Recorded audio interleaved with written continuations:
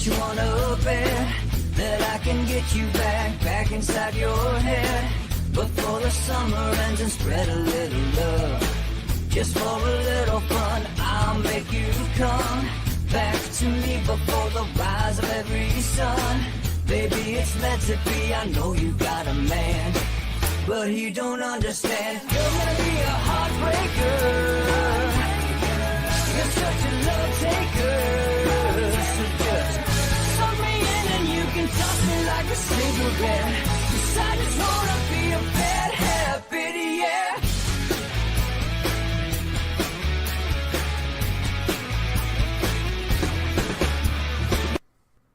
Welcome to Inside the Numbers with the People's Pundit. And now here's your host, Rich Barris. Ho, ho, ho! Welcome to Inside the Numbers with the People's Pundit. I'm your host, Rich Barris, the People's Pundit. All right, it is Friday. Listen, before we get started, don't forget, subscribe to Rumble. And then if you are on Rumble, right up there, join the Locals community, peoplespundit.locals.com, and you will get involved with what we're going to go over today after my little, whatever you want to call it, cold open. First and foremost, I am not losing my mind. All right? No, I was on War Room earlier, and, it's like, what'd you get too famous, man? No, I swear, this is doctor's orders. And if I take these off, it's going to look like someone beat the crap out of me. And I'm not going to give my critics the pleasure of seeing what it looks like. All right. So it is just what it is today. We're neoing out.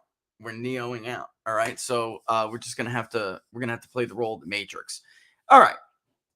First and foremost, let me send something to Laura so she can get this started. Give this, here we go. We're going to talk about look.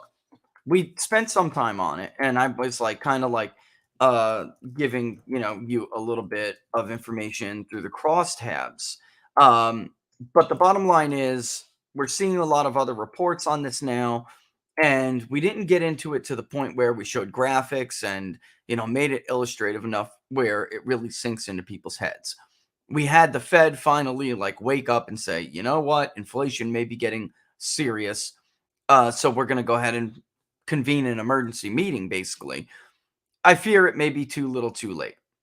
The American voters fear that whatever they do, any action they take, they've had interest rates at zero now forever, that it may be too little too late. You continue to print money. The underlying cause of inflation is too much currency in the supply, which reduces the value of said currency. That is the underlying cause of inflation. But we have a lot of other issues that are compounding it. And as Democrats try to pivot away from lockdowns, the science changed. I see a lot of people poaching my comment that I said, no, the political science changed. The polling changed. The economics are starting to hurt people now. So now they're changing, even though they are the ones who are responsible for this damage. There was no ifs, ands, or buts about it. Even when other states began to come to their senses and listen to the former president to open up, who should have never have closed it down in the first place, but that's another story.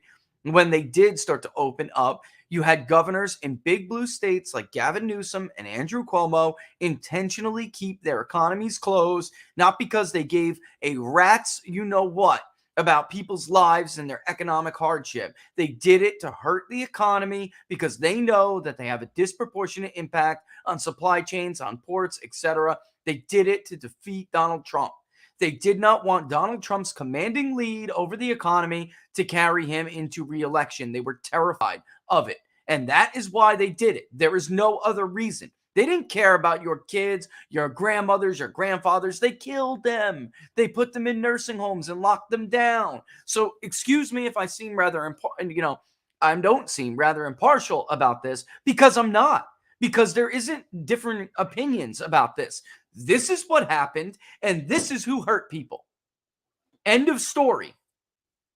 End of story. Sometimes as a pollster, when I see numbers like this, I hate being a pollster. Because I'm listening to these people, I'm reading their responses, I'm listening to their answers, and it sucks. Because it wasn't inevitable, and everybody is impacted differently. I'm not impacted, God bless, as in some areas as other people are, but we're all impacted. And as you know what, if you're watching the War Room, you heard it. But as Steve and I spoke about, these people are trapped. And there's nothing they can do but vote.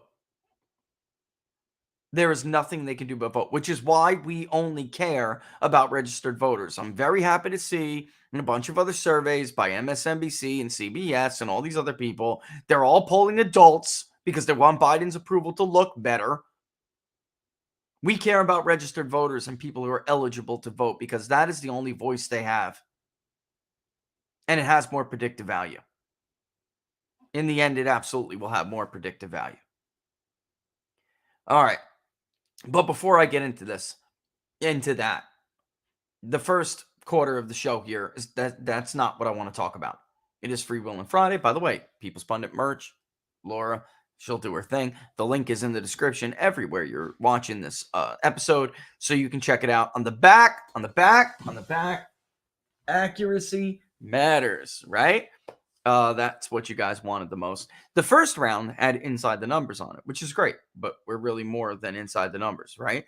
So that's what we're doing. It's just a vehicle, one of several vehicles that we use to actually get out honest work in a world drowning in lies and misinformation, which is the topic of the first quarter of this show. It is, and locals, my locals community knows where I'm going with this.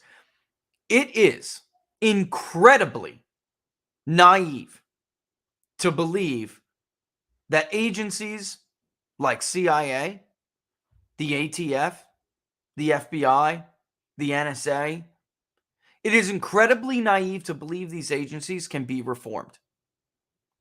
It is incredibly naive in the face of their criminal behavior to call for transparency and believe that's going to do a damn thing. We have fundamentally forgotten the nature of government, the nature of man, actually, and it's becoming dangerous to people. All people, but even more so dangerous to anybody who deigns to stand up for themselves or what they believe in. There's a Yahoo News report at the Lawyers for Julian Assange, the former he is the founder of WikiLeaks, urged a British court to review. And it makes credible claims, even though I wish it would be, I don't like these. Even if you use like unnamed sources to back up something you have, just stand on what you got. I mean, unless you have it stone cold. But this era of anonymous sourcing is totally run amok because typically these anonymous sources are intel agencies lying to you and lying to the reporters. These foolish reporters think that these intel sources are sources, but they're not. The journalists are their assets. And if you don't understand the difference between that, then you really, as of right now, cannot navigate news in the Western world. You can't navigate what's true and what's not. And the bottom line is this report states that CIA in 2017 had a plan to abduct the founder of WikiLeaks, Julian Assange, and do God knows what with him. But if it's anything the CIA's track record, they probably would have executed him somewhere and dumped his body in a shallow grave. Don't get mad at me. That's your track record. Don't get mad at me for speaking it. The CIA, I know they hate saying the CIA. They call it CIA because you really have to understand the culture at CIA. We say, God, family, country, or God, country, family, depending on what really comes first for you, right? Everybody's a little different, right? At CIA, it's CIA. God, if you believe in one. CIA typically takes the place of that. And then whatever else your interest is. So they really do believe that the agency is the end-all be-all in their lives and the director of their moral compass. They do believe that. The people who founded it believe that that's what they were creating. The men that really were pivotal in creating what we now know to be the modern CIA. There is no way to reform them because they don't believe they're subjected to voter sovereignty. And you can see that on full display when you look at things in the intel community like the Russia hoax, which generally, yes, we talked about the FBI, but it really started with John Brennan marking Carter Page, who had helped CIA in the past because of his connections to energy industries and other things, as what really anyone on paper would look at Carter Page and say, as a patriot. I believe he graduated from Annapolis. On paper, Carter Page is somebody who CIA would contact, and he would want to help them. And John Brennan took advantage of this, and he marked him as an asset to be able to use and exploit, and he did. So despite his, it's not in doubt. No one's arguing that Carter Page had been a help to the agency in the past. They just turned him into a straw man, a peripheral advisor to Donald Trump, as a way to connect the Trump campaign with certain figures where they could then build on the Russia hoax. So the American voter elected Donald Trump in 2016. The intel community decided that voter sovereignty is beneath them, and they implemented a disinformation campaign, the likes of which they save for adversarial and third world nations, which they want to topple. And they turn those dark arts, that's their word, on you. And now it's like a textbook case of illusory truth effect. I just got done dealing with a guy on Twitter about it. There is nothing you could say to the people who were duped. They preyed off of their hatred of this character of one man, the character of one man that the media fabricated, by the way. And they preyed off of the hatred that these people had for him in order to create this fictional narrative we call the Russia hoax and belief in it. An illusory truth effect is a cognitive bias that explains how even educated people, educated by their definition, by the way, meaning they went to college, even otherwise educated people could believe a lie so deeply that no matter how much evidence you throw at them, they refuse to believe it. Why? Because it actually breaks their worldview. It will break their mind. It will shatter the faith they have in the people and the organizations and institutions that created and told them this lie. It's a textbook case for it. And there's simply no way for either the House or the Senate intel committees to do anything about it. Why? Because they have long abdicated their role as overseers. There is the traditional role, the reason why the Senate and House intel committees were even created was to conduct oversight over what people knew and understood in the past to be deeply dangerous institutions, because they have been granted and entrusted a power that nobody else has. And they have to be watched under a magnifying glass at all times.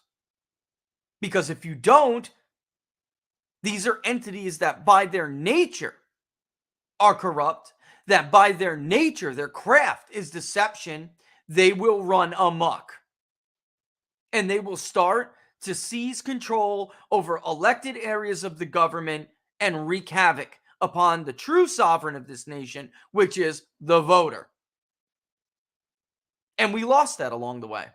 The politicians we elected and sent to Washington, D.C., who served in these committees, abdicated that duty. They are no longer overseers. They don't conduct oversight. In fact, in the case of the Russia hoax, it's a great example. But in truth, there were many before and after the Russia hoax. Many cases in which the Senate and House intel committees didn't serve as overseers, but rather as collaborators. And instead of doing the job that they were entrusted by the American people to do, they betrayed that trust and they worked with these deeply corrupted, deeply corruptible, and deeply deceptive institutions, agencies, and organizations to help lie to you, to help push their lies on you. And at this point, any notion of reform is a pipe dream. It's not reality. You cannot reform something to the point that you strip it of its nature. You can no more reform an agency that was founded on deceit, lies, and corruption any more than you can ask a leopard to change its spots. That is its nature. It is what it is by design. You can change the heads of these institutions, but it will never do any good. i.e. John Ratcliffe. Did people like John Ratcliffe and Rick Grinnell do a good job as DNI, the directors of national intelligence? Sure. Did they reform the office itself? No. Which, by the way, is one of the less spoken about, less cited, but more powerful organizations. We know the alphabet ones, and that's what we speak about. And DNI typically gets away with quite a bit. And in the end, as we saw with the ATF and FBI in the 90s, in the end, these agencies find some way to continue to perpetuate themselves in their bureaucracy, and they actually grow. And power becomes even more. It snowballs. We're at a point now in media, in the history of Western media, because it's not a unique US problem, but it is getting extremely hard to deal with in the US. They are actually permeating the ranks of corporate media. MSNBC, CNN, and even Fox News, throughout the Trump era, hired all of these disgusting, crooked scumbags as national security analysts. They basically copy and paste press releases from these agencies and put them out stone cold truth. There is no adversarial relationship between them because they are policing themselves. Did Jim Clapper? We need an entire task force to take out elderly Roger Stone and his wife in the early hours of the morning, but Jim Clapper lied directly to the faces of lawmakers under oath, and nothing happened to him. We need to break down Paul Manafort's door, which I am no fan of Paul Manafort, but John Brennan, who broke down the door of the Senate, we can say he broke down, by cyber attack, broke down the door of the U.S. Senate and spied on U.S. senators. Nothing happened to him, and then lied about it, and nothing happened to him. John Brennan lied about his role and knowledge of the dossier under oath, and nothing happened to him. Jim Comey lied about his knowledge and his role in the dossier while being the director of the FBI, and nothing happened to him. Because they get now to pick and choose who gets prosecuted, who doesn't, who gets away with crime, and who doesn't. CIA is a criminal organization. The FBI is a criminal organization. They are no longer worthy of the trust that the American public has bestowed on them. They are no longer worthy of it, and there's no damn way to reform them. The truth of the matter is these agencies and organizations and bureaus and departments have to go. Our founders didn't give them a mandate. The voters didn't give them a mandate. They were given an existence, and executives with a pen breathed life into them, and a Congress who abdicated their duty and subjugated themselves to the executive branch rubber stamped it. Those who are the fathers of these agencies left us with grave warnings. They didn't want them to be what they are now. Those who founded these agencies would be horrified by what they are now, but not surprised, as Harry S. Truman wrote in an op-ed in the New York Times while leaving office. Eisenhower, he'd be horrified by D&I, but not at all surprised. Considering his farewell address, he absolutely railed against the potential for what he called, we all know now, to be the military-industrial complex. I don't mean to pitch a book here, but in 2013, I've long thought about updating this book and putting real-world examples into what I was talking about, plus actually proposing what I have and I've been working on for years, a mathematical equation that basically argues that the more virtue wanes in a society, the more government grows, because the more it has the ability to take over other areas of your life that otherwise tighter, more autonomous communities dealt with themselves.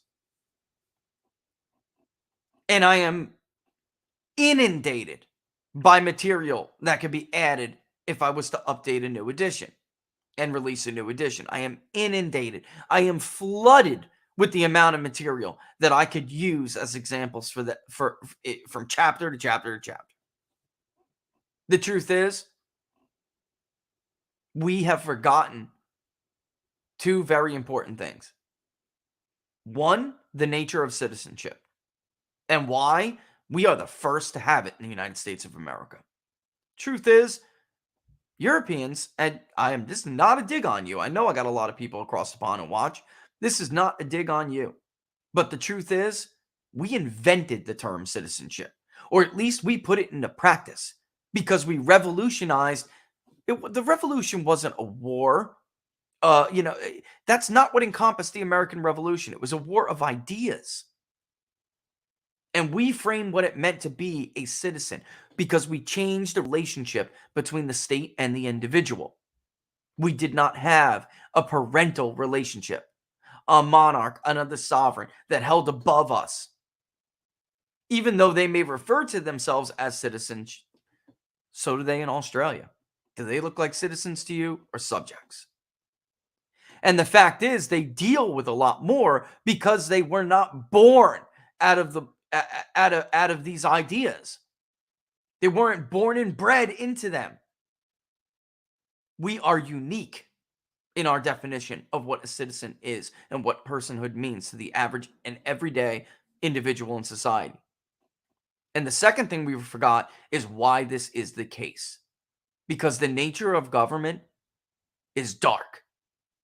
The nature of government is not some benevolent force that acts as a referee to impose justice when the little guy has nowhere else to turn. Those are the false promises that governments tell you. But that never is how it acts out in the real world. And when you let them run amok, you essentially create two different types of citizens. That is the antithesis to citizenship. We are no longer a country of citizens if you have two separate justice systems. When you have we all have the equality of opportunity, but not the equality of outcome. We knew that to be the case. Now, there isn't really an equality of opportunity. And it's not because some big, bad, gilded era-like group of people are preventing others, the downtrodden, from chasing their American dream. It's quite the opposite. It's because we surrendered our own duties in exchange, and rights, by the way. We surrendered those rights in exchange for carrying out certain duties we should be doing ourselves. And we gave that duty to the government. And with that power, they created their own class. And they no longer believe they are subject to the sovereign voter. And this is where we are in American society. Julian Assange's original sin was not the DNC.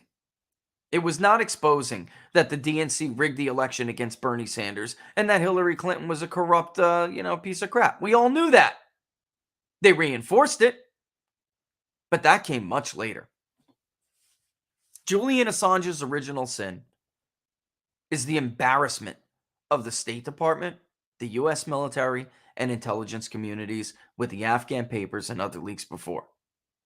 is the embarrassment and the revelation with the one specific example that really got stuck under their craw was the revelation that the US government was lying about murdering a Reuters journalist and their team.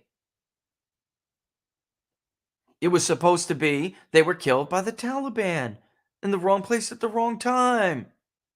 That was a lie, and the video footage he released proved it was a lie. He embarrassed Hillary Clinton and Barack Obama, and he embarrassed them because they were being steamrolled by the intelligence communities, as all these elected leaders are.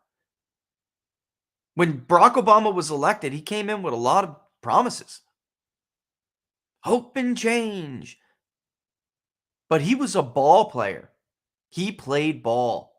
And it became real clear, real quick, that there was never any hope of any real change. The only one disruptive president we had in our lifetime, they went after with a vengeance. To the point where probably 4 in 10 in this country will hate his guts to the point many, well, maybe not 4 in 10, but many, too many in this country will hate his guts simply because of the character they created and their disinformation campaign, and nothing you could ever show them or tell them is going to change their mind. They're good at what they do. Persuasion and coercion. They're good at what they do. Deception. They're good at it.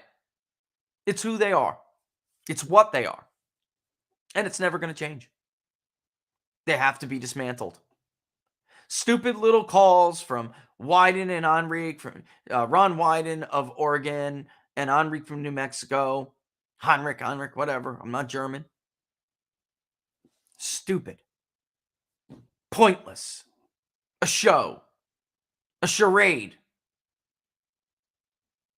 They will not give you transparency, and you will do nothing to force them to do it.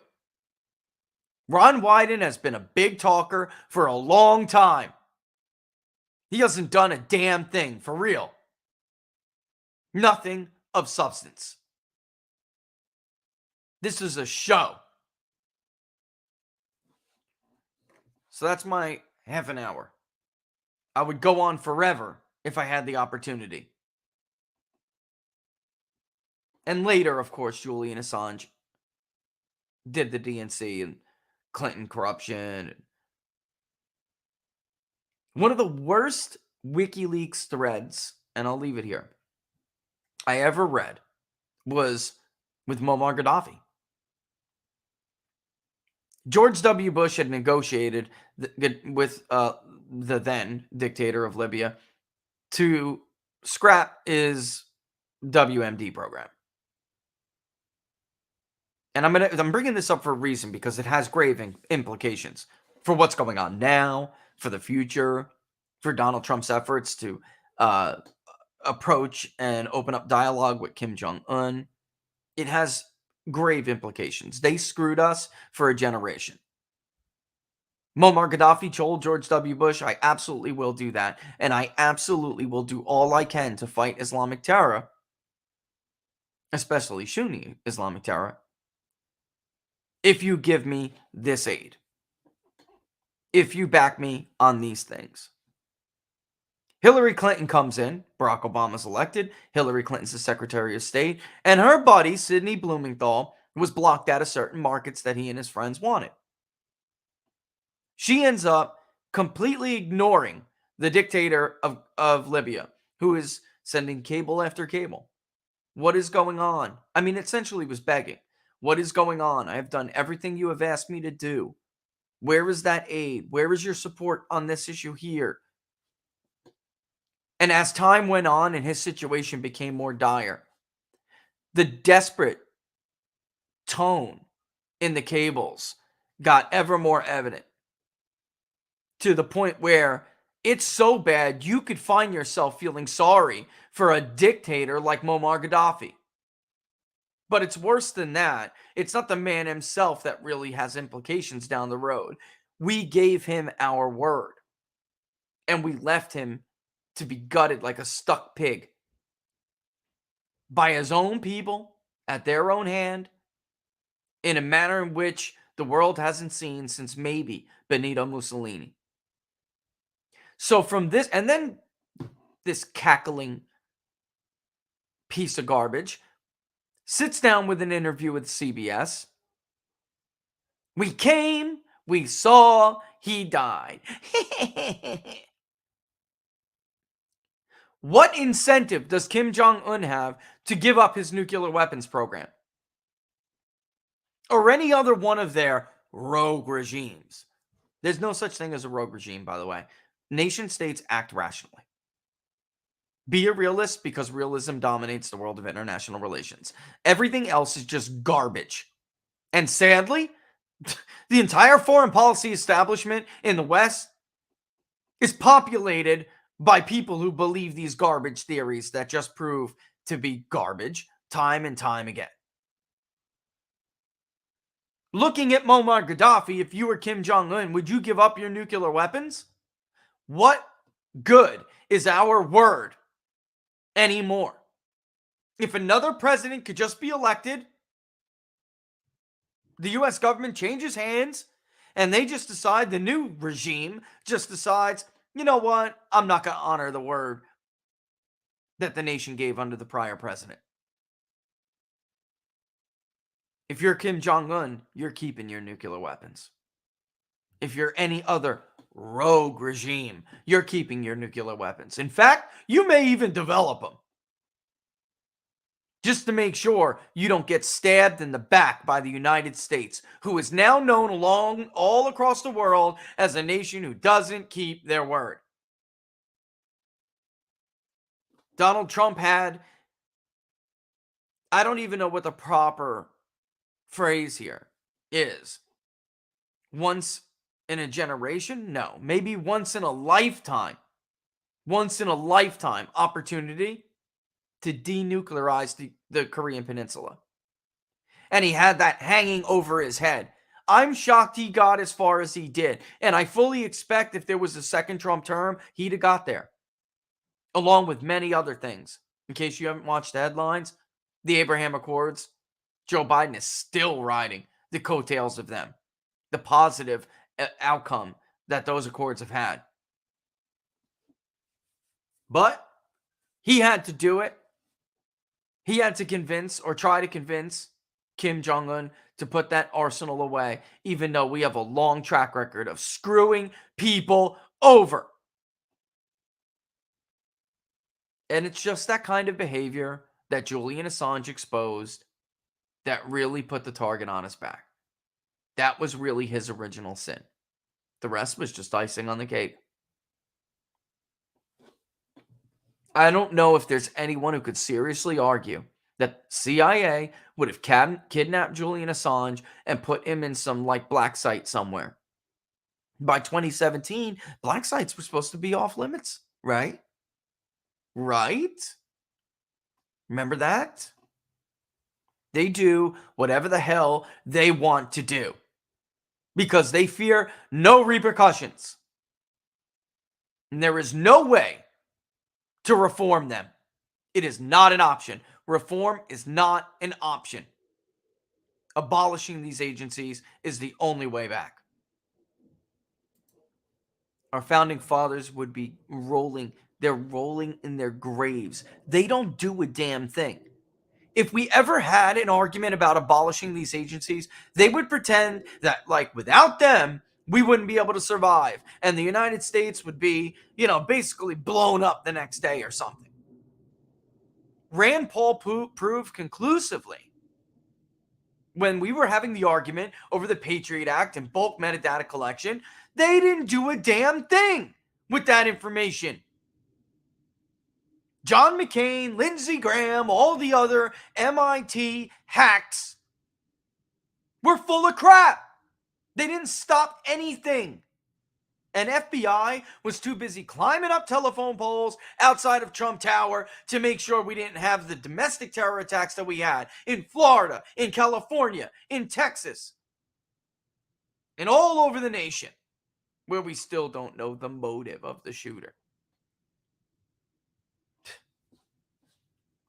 They're so intelligent, then why didn't they know the father of the Pulse nightclub shooter was standing right behind Hillary Clinton while she came to Florida to visit? We should take that word intelligence out of the vocabulary when referring to these people. The only thing they do is lie. Well, the only thing they do well is lie. That's it. They sure as hell don't do their job. And the compact they have with the American people to do the job, they're not even doing it. Their charter is basically null and void. When the ATF isn't murdering people, are they stopping any cartels from bringing in all of these weapons? When they're not running guns that end up gunning down one of our own Border Patrol agents, are they stopping anybody? When the FBI isn't setting a compound on fire and murdering women and children, are they doing anything else other than framing Donald Trump for a fake crime? These people have to go. Have to go. We will survive without them. We can replace them with something that is less ominous in its nature. It has to go. Something that truly is subjected to oversight. Their very existence nullifies the founders' decision to put the military in civilian control. It nullifies that decision. They're basically the standing covert army that the founders wanted illegal, prohibited in the United States. Don't let that fear grip you to the point you can't think rationally. Can't use the Creator's most precious gift to humanity, which is reason. They use that fear because fear clouds reason. They know that. And they don't want you to look at it with a clear head. Every time they thrust one of these crappy ideas, policies, whatever, it's always attached with some kind of fear. The Patriot Act. If we don't subject ourselves to the Patriot Act, a dirty nuke is going to go off in New York City tomorrow. It's always something. It never ends. Iraq is going to give Al-Qaeda nuclear material. Speaking of liars, the Cheney family. No, and by the way, how do you think somebody like the Cheney family, a group of people like the Cheney family, can go from being war criminals, that's what they refer to them as, to essentially now the decent among us, the heroes, the patriots, those who have character and principle enough to put the country over their own party? That's the work of the intelligence agency. And the media would never go for it if they weren't completely corrupted by them, which they are. The media doesn't have its own voice anymore. I laugh when I hear about these editorial decisions. You don't make decisions anymore. Decisions are made by your sponsors and by the permanent government. That's who call their shots. Entire model is broken. They wouldn't be able to make an editorial decision if they wanted to. It's no longer in their power to do so. And the poor American people are left to sift through all the lies and the deceptions and the misinformation. Words that they're constantly using now to throw at their critics, to try to discredit them, so they can continue to exist with the tiny fraction of trust that they have left. And sadly, when we go through these numbers, this is the product of their deception from top to bottom, ladies and gentlemen, from top to bottom. Whether it's shutdowns, Russia hoaxes, whatever it may be. And unfortunately, it's not just a question of who won or lost an election because of it. It's pain. It's real world pain that it has brought on people who were not given credible, truthful information.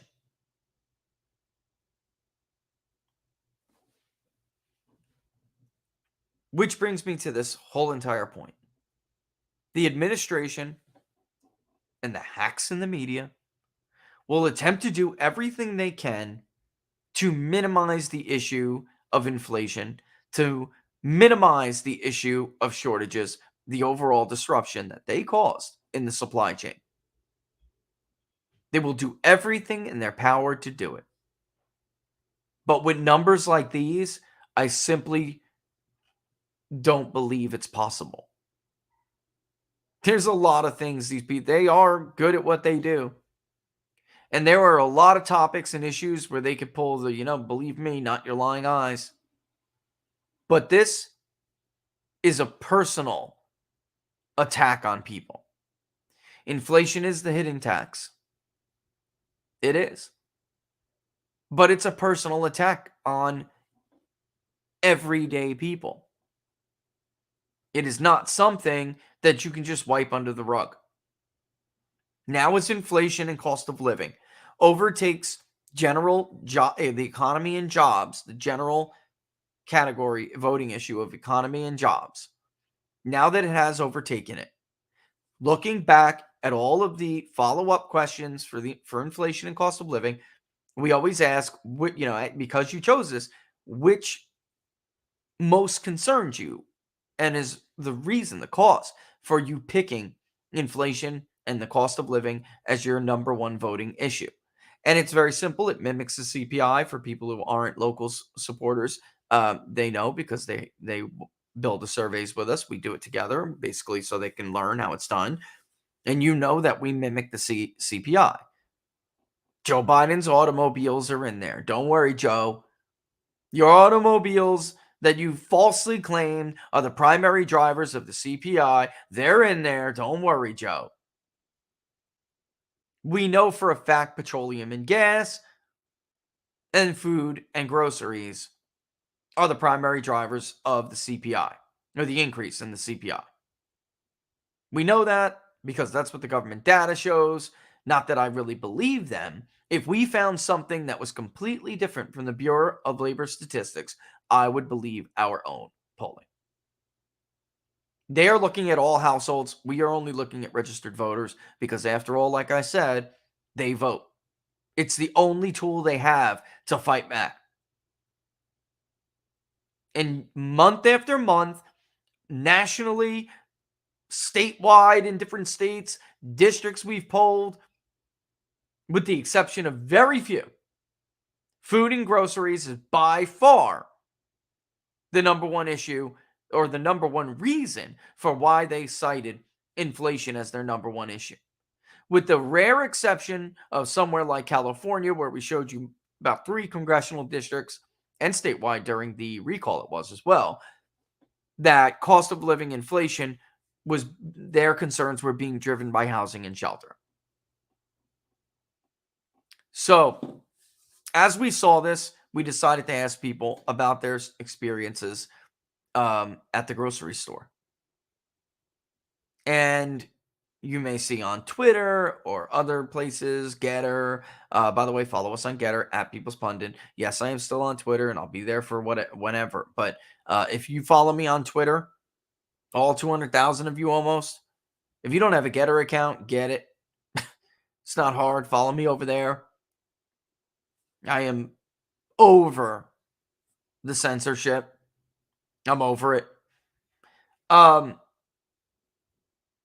might have seen hashtag bare shelves Biden or something like that.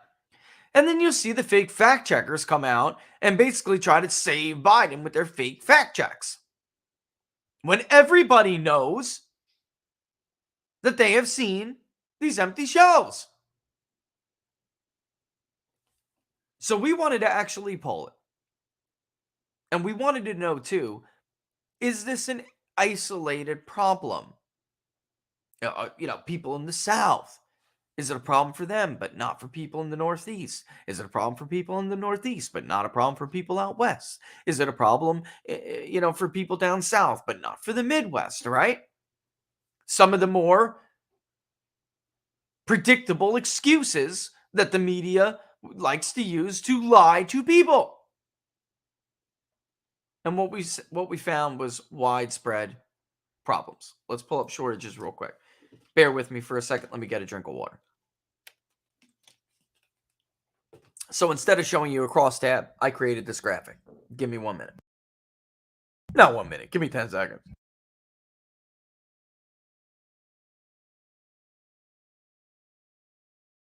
All right. So what we have here, we'd like to know, and I'm showing you this first because we asked this first, and you'll see that in the question on the follow-up, because we said we'd similarly like to know, right?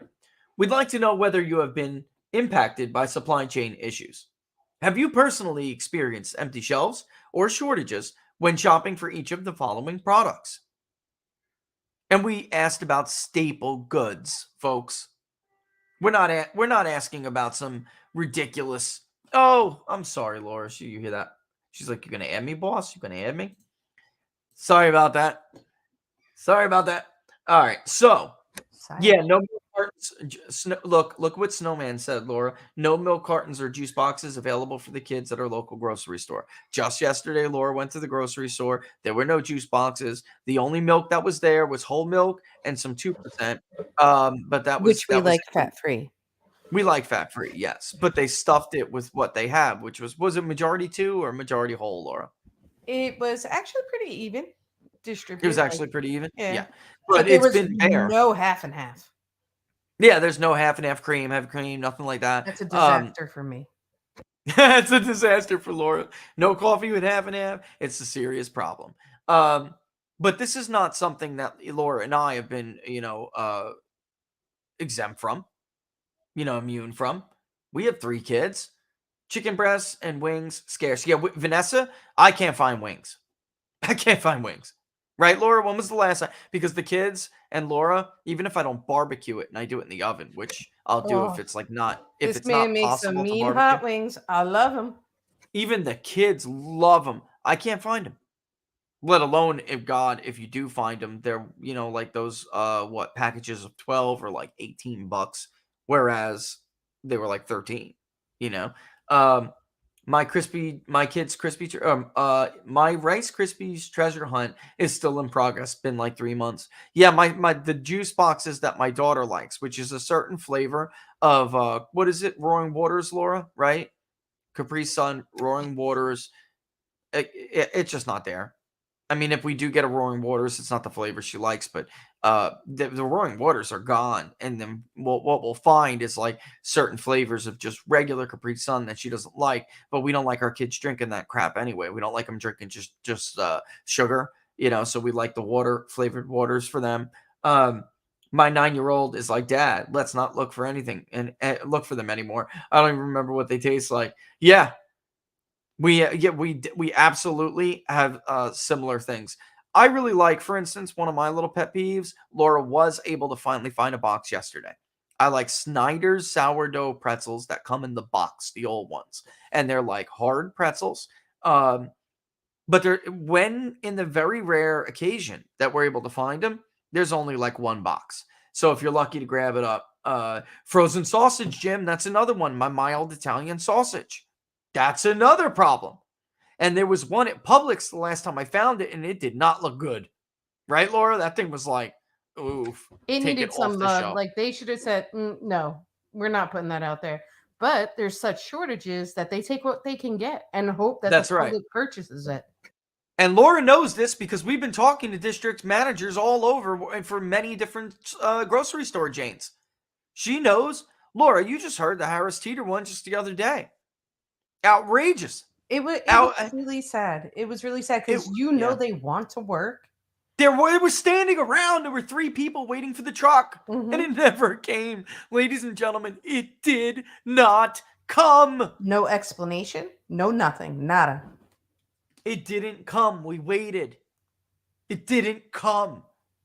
They normally get 2 trucks a week, 300 pallets in each truck. And I've been over this, but now Laura and I know it by like every store. 2 pallets a week, 300 pallets per truck. Actually, no, it can depend on the store, but a normal store. And of course, they're filled with goods that they have ordered. Now they're getting 2 pallets a month with 2 trucks a month with 150 pallets per truck. And it is not filled with what their order is. There isn't even an order anymore in most products. They get what they get, which is why if you're seeing really weird brands, like the other day, Laura and I found this just giant block of Amish butter. If you're seeing really weird brands, that's why. Because they couldn't get Land O'Lakes, even their own brand, a store brand of unsalted butter. There was none. So what they were doing was finding this really obscure company that was Amish, and you'll see a lot of stuff from Amish and Mennonites. They normally would not buy from them, especially not in bulk, but they're just trying to keep something on the shelf. So, right, Laura, was like this giant, and it was good. It was like this giant block of unsalted butter. It was good. Amish butter, folks, you find it, grab it. That was good. I'm in Naples, Florida, and I've had trouble finding half and half for months. Plenty of all sorts of milk. Half and half come from the same place. I guess they got to process it and make it. That's a really good question. But you could see here, meat and poultry. Let's go through a couple of these numbers. Dark red is, they indicated shortages in these products. Light red is occasional, all right? And regularly, you would think of as like all the time, like every time they go. Occasionally is like every few times. So 26.8%, so 27% over a quarter, told us that they regularly are having a problem finding meat and poultry. They're experiencing shortages. 44.8% occasional. So, ladies and gentlemen, you put it together, it's almost a whole damn country. I mean, really. Seafood, I want to take a word on seafood here because I tried to do this quick on War Room, but I want to expand on it. Same thing you'll see with price increases when we get there. You may notice the purple bar. That is unsure, no opinion. And at first, Laura and I were like, that's a little weird because we know from talking with these companies, we know firsthand that seafood has been something they, have been difficult getting their hands on, even in coastal areas, and B, they have had to jack the price on ridiculously. In some areas, lobster's like $40 now. So any event, it stunned us a little bit. But then after thinking about it, it was like 1 in 5 roughly. So here it's 19%, 18.9. In the next one, you'll see it's a little over 20%, 20 point something, right? And I've come to the conclusion, I figured this out. It's not that 14.9% are regularly experiencing shortages on seafood, so it's less of a problem than some of the other categories. It's that so many people in this country don't eat seafood. Look, I understand you may not like seafood, but this is also a problem with how the media lied to us about the pandemic, and the Faucis of the world lied to us about the pandemic. This, from the beginning, should have been a conversation about age and obesity and other health problems. America is not we have an advanced public health system, but we have a major problem with obesity in this country, and we have a major problem with just how people diet in general, their diets in general. And they're not healthy. Whereas you can go to other countries, go to a place like Sardinia, Italy, even Italian food, which is not thought to, when you think of it, you're not thinking, oh, wow, it's very unhealthy. Italian food's like one of the more healthier. It's not. But people like this, Italy still smokes like crazy. Yet in Sardinia, their average life expectancy is way beyond ours. In fact, it's in the top 3 for the highest population per capita that lives over 100. So And in any event, seafood is just not, I mean, the only way to explain 20% saying they're unsure or undecided is because many just don't eat seafood. And that's, by the way, that's not good. Find something you like that comes from the ocean that's healthy for you and add it to your diet. Seafood is a range. You can have calamari, it's chewy. I'd like it. Not everybody can eat, squid. I love it. Or you can have something that's more bland, like tilapia. That's a very unfishy fish. That's very good for you. Anyway, that's part of the conversation. When COVID came out, we absolutely should have had how to exercise properly, how to eat properly. We didn't, because it became political and it became about money. Fruits and vegetables. This one stunned me a little bit. Over 20%, over 1 in 5 regularly experience shortages of fruit and vegetables. 38.4% occasionally. Canned goods, 20.1% regularly experience shortages of canned goods. 40.7% occasionally. Paper products did not surprise me, such as toilet paper, paper towels, napkins, paper plates. 30.2%, the highest out of all of them, for regularly. And another 48.9, nearly half, occasionally. Milk and dairy, 21.1%. We were just talking about this, guys. And we saw your comments. We heard from Laura. Regularly experience shortages with milk and dairy products. Another 39% occasionally. Bread. When 1 in 5 regularly cannot find bread, you are not the leader of the free developed world. 35.4% occasionally experiences shortage when it comes to finding bread. 18% regularly experience shortage when looking for eggs. 32.2% occasionally. And honestly, that might happen to somebody like us a little bit more than others. We, Eglin, Laura, the brown eggs. Eglin? Yes, Eglin, the organic Eglin. one. Yeah, we like the. I got into it with veteran friends of mine, like army buddies, and they wouldn't eat white eggs. And it was like my turn to bring the eggs, and they like had a canary over white eggs. This was many years ago. How long ago was this? Like 10 years, maybe, Laura? I don't know. It's a long time ago, baby. And I'm like, damn it, guys, eat the eggs. They're like, oh, you messed up, Rich. This is you ever see a white egg cracked in this damn? I'm like, oh man, I'll go out and get you your damn brown eggs. Anyway, they were delicious, number one. And number two, I swear I could feel the difference. I swear I could. I was like, Laura, I think there's like more protein in these eggs, or your body, because it's natural, uses the protein better. Then I started to look up white eggs, and I'm like, oh boy. So I stopped doing it. We're not health nuts, but we try to not put things in our body that the Food and Drug Administration or the US DA, right, have failed to protect us from. Like I got into my rant about Dr. Squatch the other day. All right. Big poo and big soap, not good. All right. Take a real quick second. Should we do this after the break, Laura? It's already 1 o'clock. Yeah. Let's do it after the break. All right, we'll come back and we'll look at, those are shortages. When we come back, we're going to look at price increases, okay, with the same category of goods. And we're going to see whether or not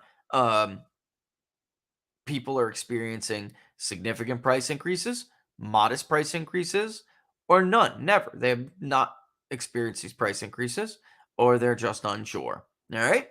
All right. We'll be back in about 2 minutes. Wait.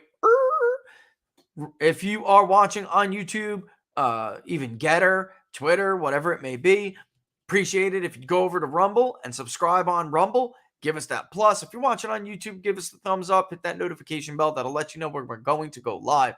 But on Rumble, right up there, you can see there's a link right there to the peoplespundit.locals.com community. Join the revolution in data journalism and sign up to the community. All right. We got a lot of big things this year. We're just got on, without giving away too much, or maybe I'll even say something after the break. We have big plans, folks, for the elections. Big plans. You want to support that? There will be ways, but the first way to do so is to sign up right there and on Rumble, peoplespundit.locals.com if you're not on Rumble. But right there, right, makes it real easy for you if you are watching on Rumble. All right, and Getter at People's Pundit. If you're wondering where I got this sweater from, you can look right in the description and check out the merch. Represent.com / People's Pundit hyphen. Right? Accuracy yes, matters. It's right there. Below your screen. Yep. Right there. Right there. Check it out. They are super comfortable. And of course, they support the cause, but they're super comfortable. And I'm actually shocked how many people recognize it when I'm walking around. Right, Laura? I had to hide. Then they're like, wait a minute. Oh, wait a minute. It's you. It's you. And that's actually pretty cool, because that means, especially with what's on the back, we're getting the message out. But go ahead. What were you saying, Laura? Oh, no, I had to hide that. One day I went into the restaurant because somebody saw the sweater. I was wearing your hoodie. Every time. And then I see them like inch, and then I inch away. Because you won't get a favorable reaction every time, right? Oh, I do, but I don't want anybody to like know me, so I like my. All right, I see. Just a fan. Right? They may actually recognize you from your picture, though. Like the picture, a cartoon, really? You think so? Like this picture, Of course, Laura. I mean, to you're a prettier version of the picture. Oh, look at this one. You're a prettier real life version of the picture. Oh, listen to him. He's trying. I'm telling you, just the truth. I don't lie. And then FYI, I keep seeing I tell the truth even when I lie. Right? Just real quick though, to answer some questions about the Rumble link. Oh, okay. Yeah, the Rumble is playing. It's episode 231. It's hard to find for some reason. I don't know why it's not being. Did it not get put into the People's Pundit thing again? This is getting annoying. I'll tell you what. I understand some of everyone's pain. The fact is, sometimes it gets it's under. Where are people looking for it? I mean, on locals, you're gonna see it. But yeah, I can see some people must be having a hard time. If you're on YouTube or anywhere else, I'm just gonna send it out in the all. Here's the Rumble link. Eventually, when we go to Wirecast, folks, I did get a lot of your messages from the locals community about the dev pitch that I made. If you have experience in development, you want to help us work on our election graphics or help, I got to get back to some of you on that. Absolutely. But eventually we want our own thing where you can go to what will be peoplespundit.tv. And yes, it will be streaming on Rumble. And yes, it will be everywhere. But that you could go there and we'll be pulling comments from everywhere. So if we use StreamYard, there's no way to pull the comments from Rumble into StreamYard until StreamYard develops that. I don't know whether that's in their list at all, their dev plans at all. But the bottom line is, when we go back to Wirecast, that's the way I want it. It's a one-stop shop. Doesn't matter if you're on YouTube, you're on this, or you could just go to the site and use that. But I got no control over StreamYard. Rumble's a little bit funny. I thought I hit to put it in the People's Pundit channel, but it continues to default to a default overall channel. It's possible it went in that overall channel because I did have some stuff today. I may have hit the wrong thing. The button. Right? But I put the link in there, so check it out. All right. It is possible I did. I'm not sure. And I did share the link on all platforms. And then I also cool. On locals, that is the link. We always use the Rumble link on locals now, all right, with that in mind, let's take a quick break. We're 5 minutes over. All right, I'm going to leave you with Bad Habit. We'll be back in 2 minutes and 30 seconds. More People's Pundit Inside the Numbers with the People's Pundit. Good friend Don Smith coming up too. We'll go and roll into those questions. Then we'll do some of your questions, and we'll bring on Don. We'll talk more questions. More coming up, folks. Don't go anywhere.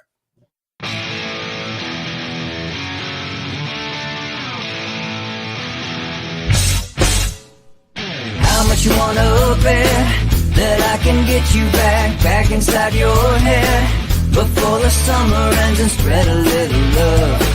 Just for a little fun, I'll make you come back to me before the rise of every sun. Baby, it's meant to be, I know you got a man, but he don't understand. You're gonna be a heartbreaker.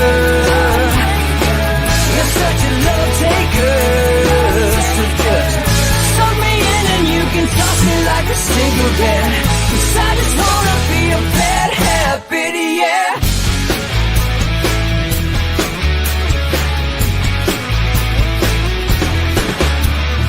Rhythm in our love, it's impressive, excessive. You can't make this stuff up. My chest beats, it's restless, wakes the neighbors up above. Yeah, baby, come and show me love. Baby, come and show me love. Because you're gonna be a heartbreaker. You're such a love taker. So just suck me in and you can toss me like a cigarette. 'Cause I just wanna be a bad habit, yeah.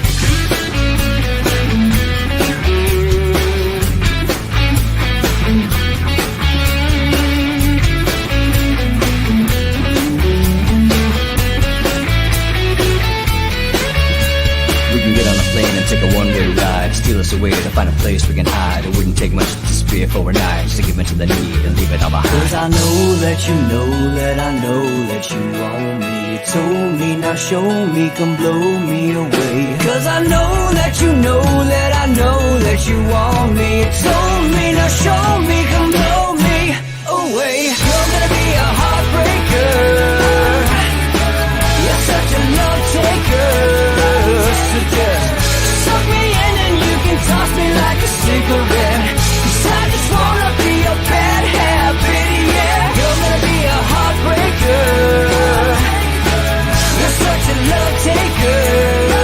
So just suck me in and you can toss me like a cigarette. 'Cause I just wanna be a bad habit, yeah. Suck me in and you can toss me like a cigarette. 'Cause I just wanna be a bad habit, yeah.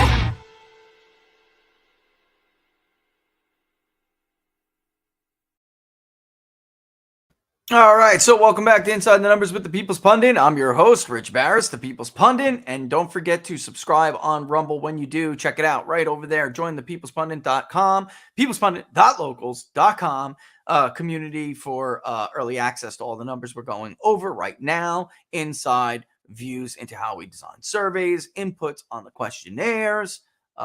Join the community because that's what it is, and we are absolutely helping to revolutionize the polling industry, whether they like it or not. We're doing it.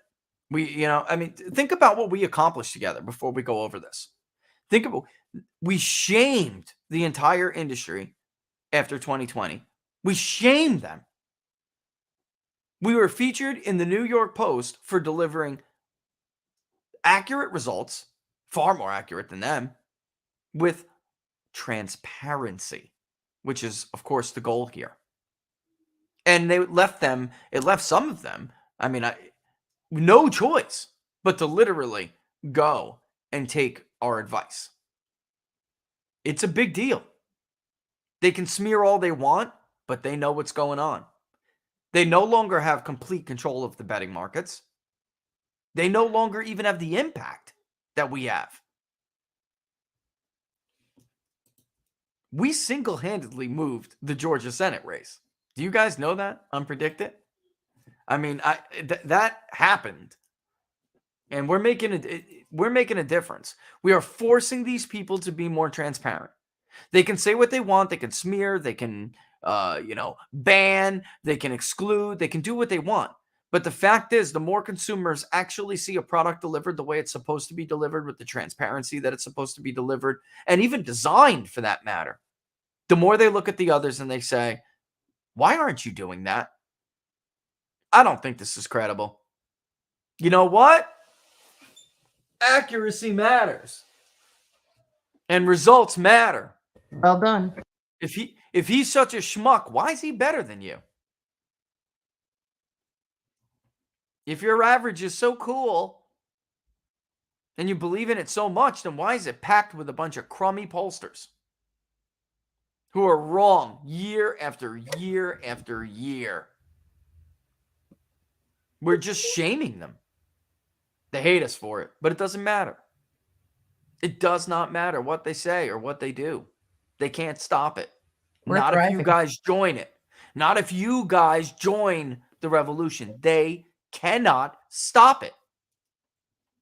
Which is why I'm telling everybody too, and I'm getting, more forceful with everyone. Move on over, Move on over to Rumble. Move on over to Getter.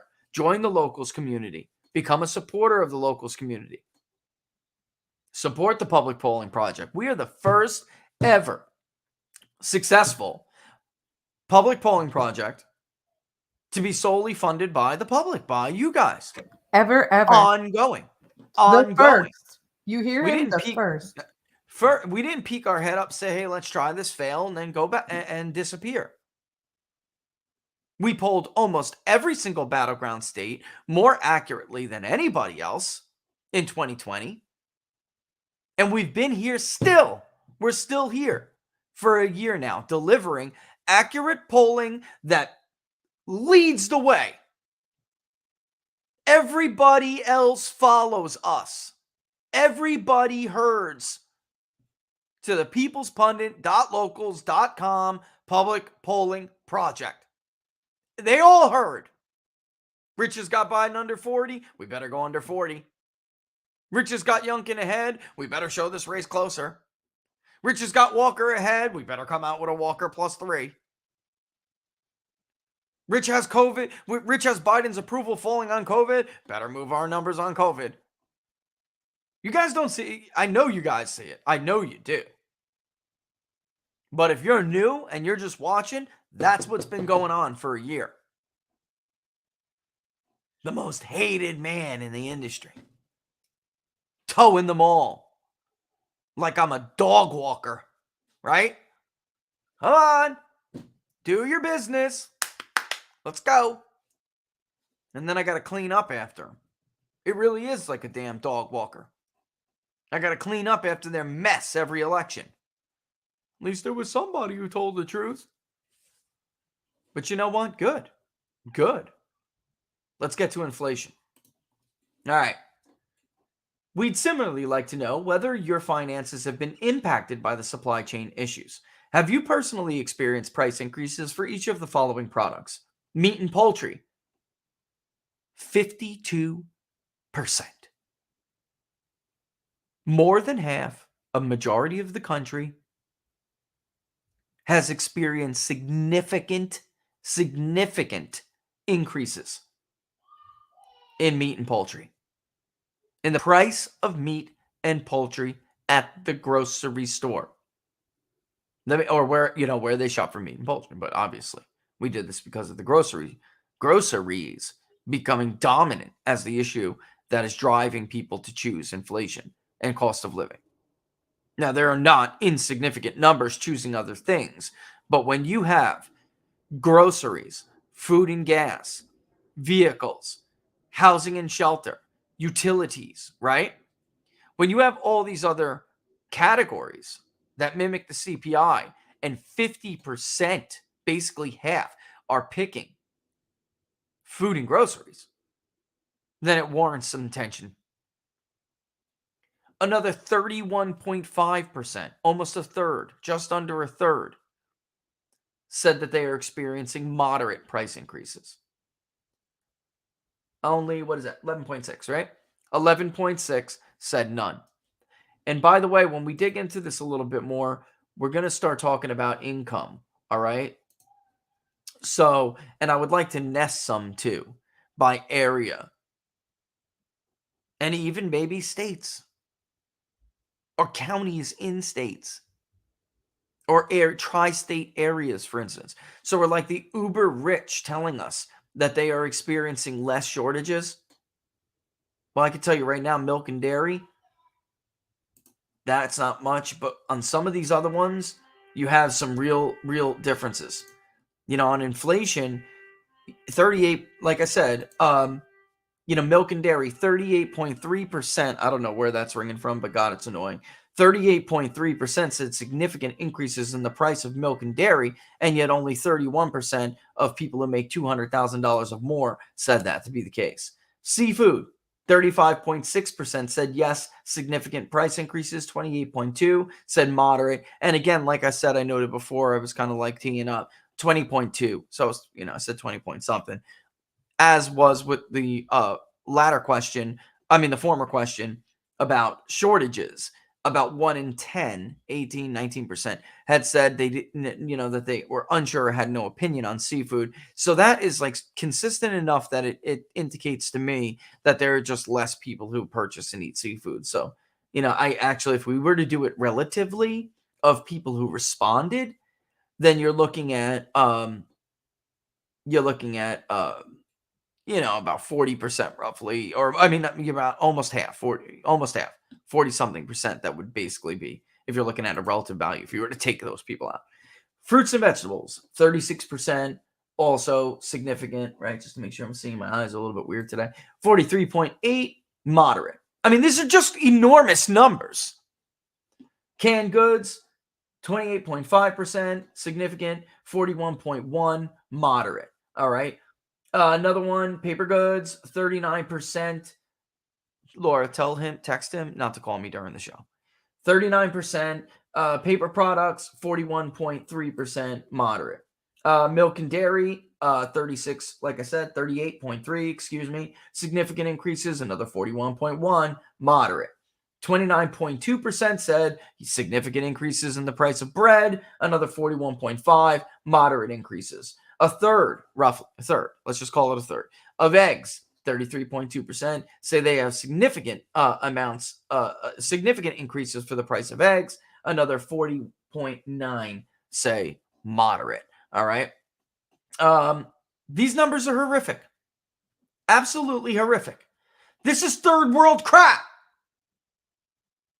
Third world. Between the shortages and inflation, and this did not have to be the case. It simply was not inevitable. My good friend Don Smith from the Don Smith Show. How you doing, buddy? Good. How are you doing? I threw you on there real quick before you were ready. I'm sorry about that, man. No worries. Laura, I'm not sure how to take you out of there. I'm just going to have to pop you off, okay, for now. I'll put you back on in a second. Doing well, my friend. Doing well. I meant to put you into the tee up. So, surprise! Hey, I'm here. Man, I'll tell you what. Going over these numbers, this is freaking ridiculous. Yeah, it is. Let me just get your reaction to it first and foremost. And thanks, of course, for joining me. But this is the time where I hate being a pollster. I'm serious. It's like, because I wish I have to hear it. I have to hear it. And I hate even more when I hear piece of garbage politicians. And I hate even more when I hear piece of garbage so-called journalists echoing politicians, trying to save politicians. Yep. Lying, saying this isn't happening. Yep. Even fake so-called fact checkers, who we call the fake fact checkers. Yeah. Let's get your opinion on this, my friend. Well, first of all, the fact checkers have been pretty darn busy this week, so I always enjoy that. Anyway, you and I have been talking about this since before anybody else was talking about this, I believe, and that's the inflation. The thing about this inflation, cost of living, you can kind of look at those kind of the same thing. Yeah. They mean different things to different people. So it's such a wide range of issues that you can have that are cost of living related issues or inflation related issues. But we've also been talking about how out of touch and how lack of coordination on the left right now. And you can see that in full view. You're putting up numbers. They don't know what the hell to do. They don't know what the hell to do. But yeah, look at everything you put up there on your charts. So these are the American people saying, these are the things that I'm concerned about the most. Here's the things that are the shortages are the worst, all these kind of different things. What does Biden talk about yesterday on the interview when he's asked about it? And what have they all been talking about? What they go to is auto manufacturing. I didn't see automobiles anywhere on that polling. I didn't see automobiles anywhere. So it's not a shortage of automobiles. It's not because there's no chips coming or you can't build the car. But that's what they want to talk about because they don't even understand what impacts the American people. They need to watch this segment. They need to watch, well, I mean, if they cared, they would watch this segment and say, Right. oh, okay, these are the problems that we have. It's not automobiles. It's not because there's a chip shortage in automobiles. People aren't eating their automobiles. They're talking about food. For us, it's okay for us. Staple goods, Don. Basic Staple products. goods, things you need to sustain life. It's unbelievable, but they pivot back to automobiles because it's all they know, it's all they understand. And I don't even think they really understand that, but that's a whole nother segment. But for us personally, here in Northeast Florida, our issues are cat food. You can't find cat food. You walk up and down the shelves of stores that are the size of Walmart, PetSmarts, and all these other, and They're empty here. They're empty. They're empty. They're empty. So all these lefties that come around and say, "Oh, my store is completely stocked." No, it's not. No, Knock it's it not. off. Knock it off. Chewy.com, ladies and gentlemen, by the way. Yep. We've had success with. And by the way, like you just said, okay, automobiles. Mhm. And I have it by income here because I wanted to see if there were any specific income differences, and there are. So there are, the uber rich is not being impacted, like people who make 100 to 200,000 a year, because in many areas, Don, 100 to 200,000 a year is not much, especially if you have a family and you have children, or it's not a lot of money. It's not. You have those like 200 plus and some uber ridiculous ones we have in this poll, but the bottom line is here, look at some of this automobiles. All right. Total, specifically regarding cost of living and inflation, which would you say most concerns you? So if question 12, which was the most important issue, this is our logic here, guys. They only got this if they answered cost of living and inflation. If question 12 is one of the following answers, cost of living, inflation, then they get this question specifically regarding the cost of living, which would you say most concerns you? Groceries is almost half, again, 47.1%. Housing and shelter, 19.6. Gas and fuel, 13.5. They kind of flip, they reverse this month. They're usually very close. And the month before, gas and fuel was just a little higher, but 8.7% said taxation, 5.8% said healthcare, 4.7% said utilities, which, by the way, if we look by region, is interesting, and 0.5%, Don, 2. Mhm. 2 respondents. 2. Right. I don't even know what to say to that other than 2. Yeah, exactly. And by the way, they were all low income people, like very low. And if we go back and look, I'll show you. It was under 30,000. 1.7% of those who make under 30,000 chose transportation and vehicles, which made up the 0.2%.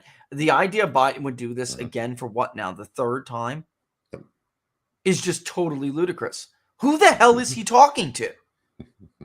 Nobody, apparently. Right. He's talking to 1.7% of people who make under 30,000. 2/10 of the electorate. Don, that to me is just freaking nuts. And by the way, look at utilities. The Northeast and the West lead the way on utilities because the Northeast is having an oil issue. Good, Joe Biden. You did fantastic by destroying the pipelines in the mid-Atlantic. So what the hell did you think was going to happen, idiot? Yeah. And in the West, they hoard water. You have people like the Resnick family who hoard water. Yeah, Laura wants me to. Laura's like really like pissed about this Resnick thing. All right. Because the more we've learned about California, she's like, Rich, you need to go after these people. This is if you guys want it, here she comes. I hear the stairs. The door's about to open. I kid you not. Either that or it's her just banging like, yeah. All right, because because this is Stuart and Linda Resnick, and they are filthy rich. They have more land than anybody. They're basically trying to kill the little farmers in the Central Valley by hoarding the water. And this area of California I mean, it's a national security issue, Don. I mean, we're talking about food shortages right now, and these freaking people are hoarding water and putting out little farmers. Like, we need people growing as many as people want to grow. We do not need, like let's not forget about the Carnegie water. on steroids. She put herself in. Oh, Carnegie sure on did, because I steroids. can't take this one. This one is really You think kills the me. Gilded Age was bad, brother? You think these guys were nothing compared to what we're seeing in this area. So on Nothing. drought times, water can go for as much as $2,500 per square foot. Compared to 250 normally. Compared to 250 dollars per square foot normally. And they waste it. They have a lot, so I get that. But it's not a matter of them just simply trying to make sure they have enough water for their farms. That's not what's going on here. They want to choke those businesses out.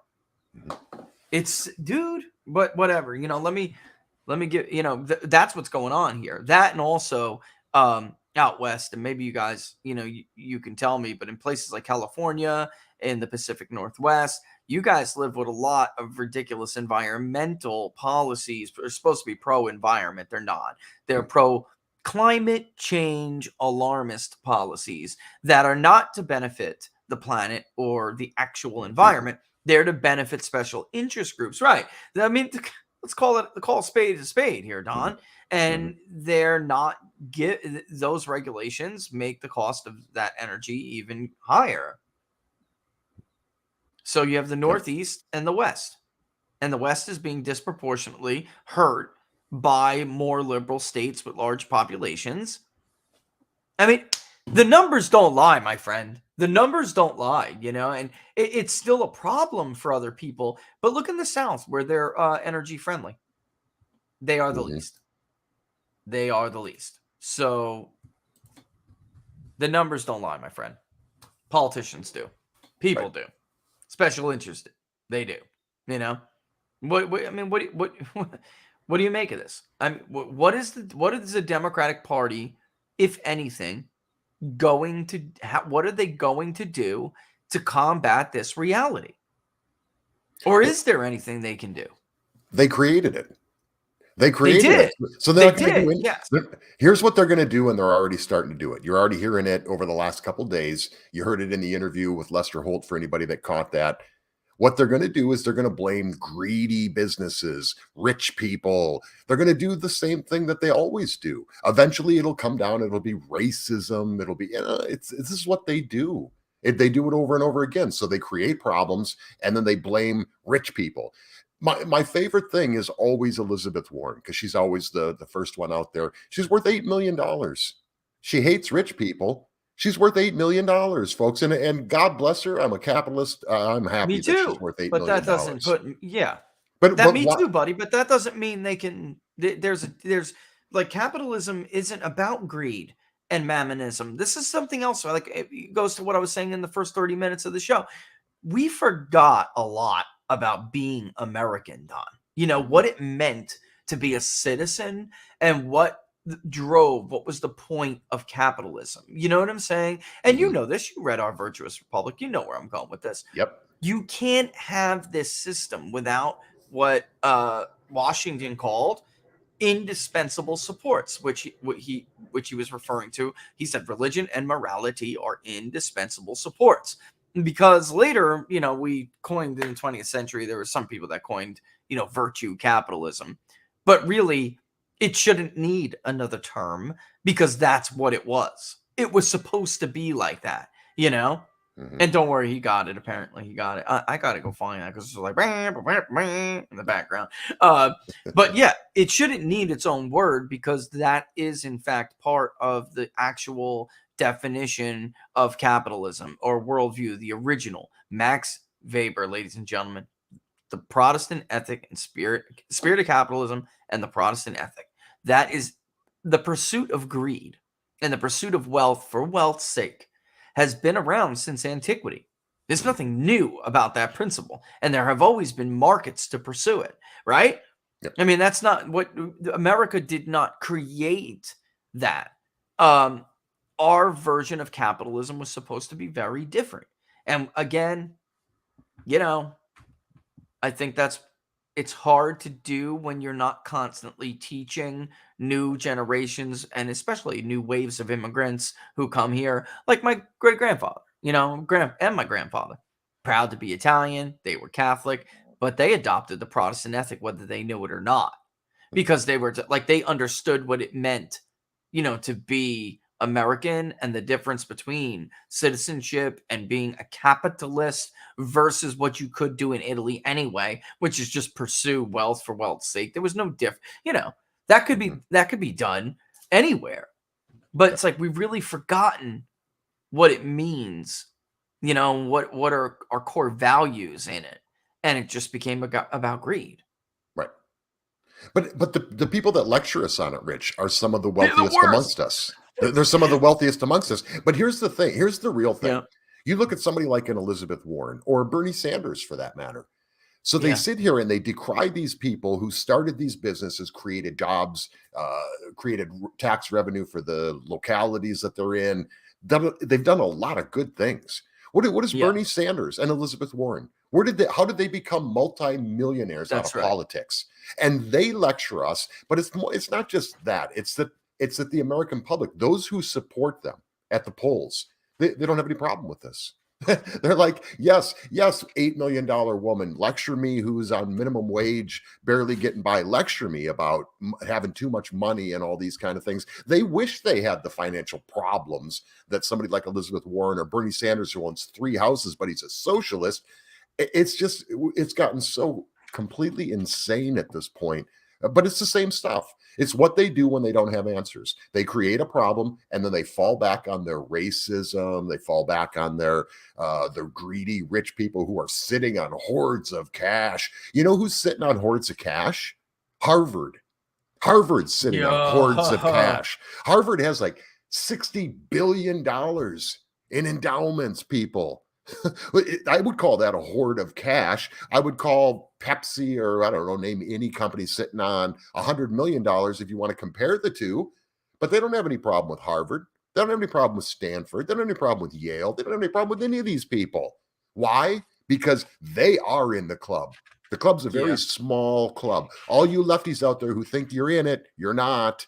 They don't like you either. Lester Holt isn't in the club. None of these people are in the club. But those people are, because that's where they make their millions of dollars. That's how Elizabeth Warren becomes worth $8 million. Yeah, and because there's a lot of questions on the beginning of the beginning of what we were talking about, and I know how you feel about this too. I want to get you in on it. So some people are like, why was the ATF even created? And I want to break from the history. I want you to say that, but I want to break from the history before I toss that to you about some of the whoppers with the ATF. Well, before we get into that, I want to read something, because the point I was trying to make was that a lot of why was the agency created? What's the justification?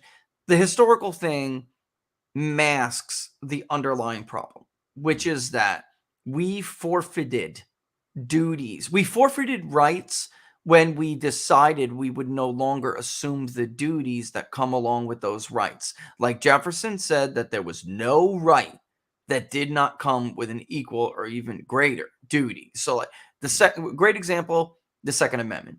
You have the right to keep and bear arms, and it shall not be infringed. But you have a duty to be knowledgeable on firearms and learn how to defend yourself. When you don't do that, you're really at risk of sacrificing your right, or what they said, or if you even go, because they love Cicero. Our founders love Cicero, right? So I want to basically read something real quick before I toss it to you about the ATF. All right. Yes, no longer do we, the people, understand that we are obliged to obey the natural law as our founders did when it required them to, quote, throw off such government and to provide new guards for their future security. That's what they're referring to. All right. If government has been allowed to become oppressive, then it has not been the result of government action per se. The forfeiture of our duties is a violation of the true law, leaving us undeserving of the rights that accompany the, quote, gift of heaven or freedom, which is what they referred to, that the gift of heaven was freedom. Quote, And this is, again, I just want to make sure I get it right. On the contrary, no human legislature has power to abridge or destroy them unless the owner shall himself commit some act that amounts to a forfeiture. And that's William Blackstone, by the way, who basically was saying, we've given the tools, and this is the way it should be. And the founders read everybody, and they were looking at the march of tyranny and how it always happens. And what Blackstone is saying here is, don't blame the government later. Like this was on you, because somewhere along the line you gave them the in. You gave them the role that you were supposed to be playing, and they took it from you because you forfeited it. So like, if you choose not to learn how to defend yourself and you choose not to learn about firearms, then it leads to the idiocy that we see every time there's a mass shooting that blames guns, and every time there's a story about a child that gets into his father's gun and accidentally shoots himself. That just happened here in North Carolina again. That's the idiot's fault. No, I'm sorry, he just lost his kid, but I got 3 children, I got firearms. There's no damn way those children to get my firearms. It was my duty, if I wanted the right to protect myself, it was my duty to understand what that means and to educate myself in it, to keep people safe and to be proficient and safe with that right. Same thing when it comes to free speech, Don. We have the right to free speech. We have a duty to protect it, and you have to speak up. If you want that right, you must freaking use it, on and on. And with the ATF, that's security, my friend. And as Benjamin Franklin said, if you are willing, and I'm summarizing, those who are willing to give up a little bit of freedom for security, for the false promise of security, then you don't deserve either damn one of them. That was what Benjamin Franklin thought about, and they all did, because they were essentially all these like zealous Protestants who believed very much in God's gift of heaven to you, and you had a duty to protect that gift of liberty. You couldn't just enjoy it and be complacent, right? Because they'll come for it all the time. They're always coming for it. They never rest. They will not. You can't rest. They won't. Let me throw it to you about the ATF, though, because I know you love the ATF, Don. Oh, yeah. Huge. Big fan. Me and Don can't stand the ATF. Go ahead, my friend. Yeah. The biggest problem is it's the same with the ATF, the CIA, it doesn't matter, INS. Talk about any of them, the FBI. Yeah. The problem is this. When these things are created, typically, at least you want to believe that they're created for good reasons, right? So, okay, ATF, yeah, we've got problems here, so let's put together this agency and look at Department of Homeland Security, right? You look at all these things and you hope at least that they were created with good intentions. The problem is once they become politicized, right? Once they're taken over by a party, and this is it relates to our spending, right? This is why we spend so much money. Look at what look what they want to put into the IRS, this administration. Why do you think they're doing that? Because they want to politicize this. They want complete control over the IRS, which some would say, and I would probably agree, that they probably already have complete control of it anyway. But this is what they do. They throw money at them. Look at the teachers unions. Every single election cycle, who are the teachers? Is there any mystery at all who the teachers unions are going to vote for? Of course there isn't. We all know who they're going to vote for. We know they're going to endorse, and they're going to spend hundreds of millions of dollars doing it. Why? Because the money comes back to them. The administration gets in and they go, here you go. The whole stimulus plan with Obama when he came in 2008. And he said he was going to hire more firefighters, teachers, and blah, blah, blah, blah, blah. No, what he did was he gave that money back to the pension funds of these unions. And then they'll take that money back out and they'll give it to the next guy, and it's a revolving thing.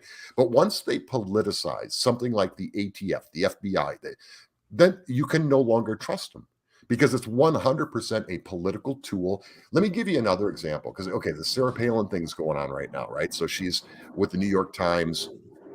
And anytime there's a school shooting, why does it get politicized so fast? Because they need it to, right? We have a mental health issue in this country right now. With young people, we have a serious mental health issue in this country.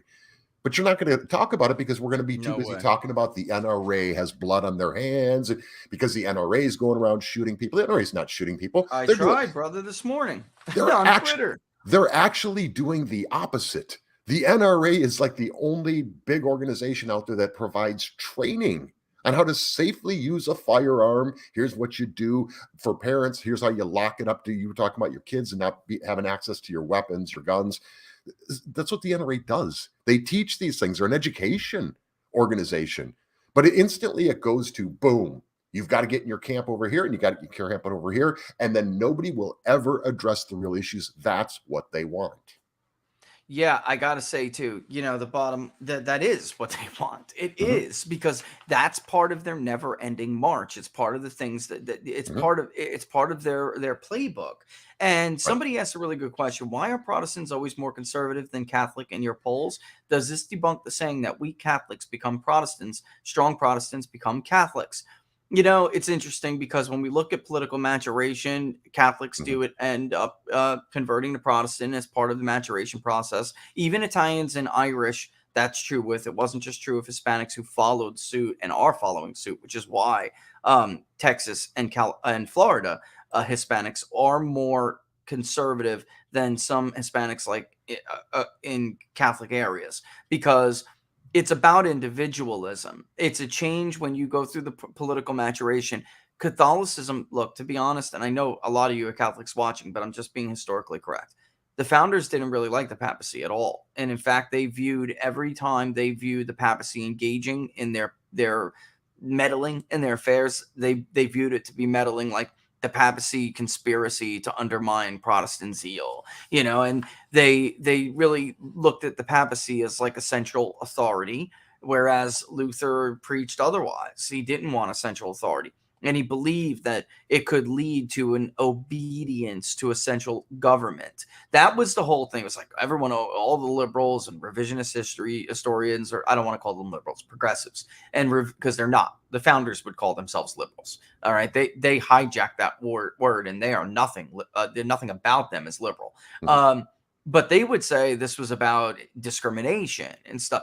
But in the early republic, it was not. It was about worldview and whether or not that they would understand the concept of virtue.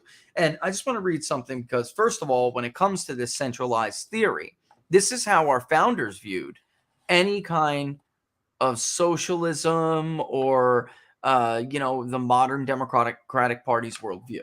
All right. This is Sam Adams, who's being quoted by William Wells in The Life and Public Service of Sam Adams. It is a primary source document, okay? The utopian schemes, and when I say primary source, I mean Sam Adams wrote this, okay? The utopian schemes of leveling and a community of goods are as visionary and impractical as those which rest all property in the crown. These ideas are arbitrary, despotic, and in our government, unconstitutional. End of story, ladies and gentlemen. That like old age insurance, which we now know to be Social Security, they would view to be evil. Absolutely evil, right? Because the idea of retirement anyway, why? Your family should be taking care of you. This is how they thought. They did not think like we think now, and this is a problem. This is a serious problem for us because, as Adam said, this government was not designed to govern unvirtuous people and a non-religious. I don't mean that in the sense of religion and established religion. Like they were spiritual. They weren't about established religion, ladies and gentlemen, at all. But as Gordon Wood put it in The Creation of the American Republic, the 18th century mind was thoroughly convinced that a particularly base government cannot be supported without virtue. All right. So they didn't say without this established religion. In the founders, you'll never find that. It has to be the Anglican Church. You will not find that in their writings. It was the concepts that were behind the teachings of Martin Luther, which later turned into Protestantism. They really, it's foundational. It's foundational. And you won't understand the relationship that the Constitution created between the state and individual unless you understood this worldview. And by the way, where is it? Here it is. Okay, here it is. I quoted Weber before. I wanted to just read this. It had nothing to do with greed, right? So I'm going to run into it first. All right. The psychological effects of projecting religious behavior in day-to-day life really can't be understated. Virtues and ethics are all that separated classical American capitalism for the simple pursuit of wealth that transpired in antiquity, European-style capitalism, and the modern American capitalist free market. The secularization of American capitalism has made the pursuit of wealth an end, whereas with Protestantism, wealth historically was a means to achieve a strong civil society. The removal of one's virtuous obligation to, quote, worldly asceticism or frugality, which is what they would have called it, has made the pursuit of wealth an object of greed. In Protestant Ethic, Weber explains, quote, on the side of the production of private wealth, asceticism condemned both dishonesty and impulsive avarice. What was condemned as covetous, mammonism, etc., was the pursuit of riches for their own sake, for wealth in itself was a temptation. So they weren't going after means, Don, for wealth itself. That is a temptation, and that is evil. They were doing it because you must secure yourself as an individual in society. You must be, because if you don't have that, you can't strive towards virtue, which is very much like on the line of like, and he's weird because a lot of leftists like Maslow, but that's like what the psychologist Abraham Maslow argued, which is why I included him in this, because you have to meet those basic needs before you can understand and self-actualize. You just can't. If you're worrying about how to pay your electric bill every day, you're certainly not going to worry about, the morals and ethics. If you can't heat your home, you're not going to be diving into the minutia of public policy, right? And if you get to be at a point where you can work on yourself as a person and, achieve, pursuit of virtue, they called it, then you would be in a position to help your fellow man. And you wouldn't need the government to form some huge bureaucracy to, basically take every 30 cents out of to basically take every 70 cents out of every dollar that goes, towards helping people in need for a tax dollar, right? Mm-hmm. So it would be more direct and therefore more efficient, which is why the church handled most of that in the early days of the republic. So I'm just, the point is, I think, you forget it. You forget that the basics here, my friend, and the rest goes out the damn window. And then you watch something like you and I railed over at the ATF.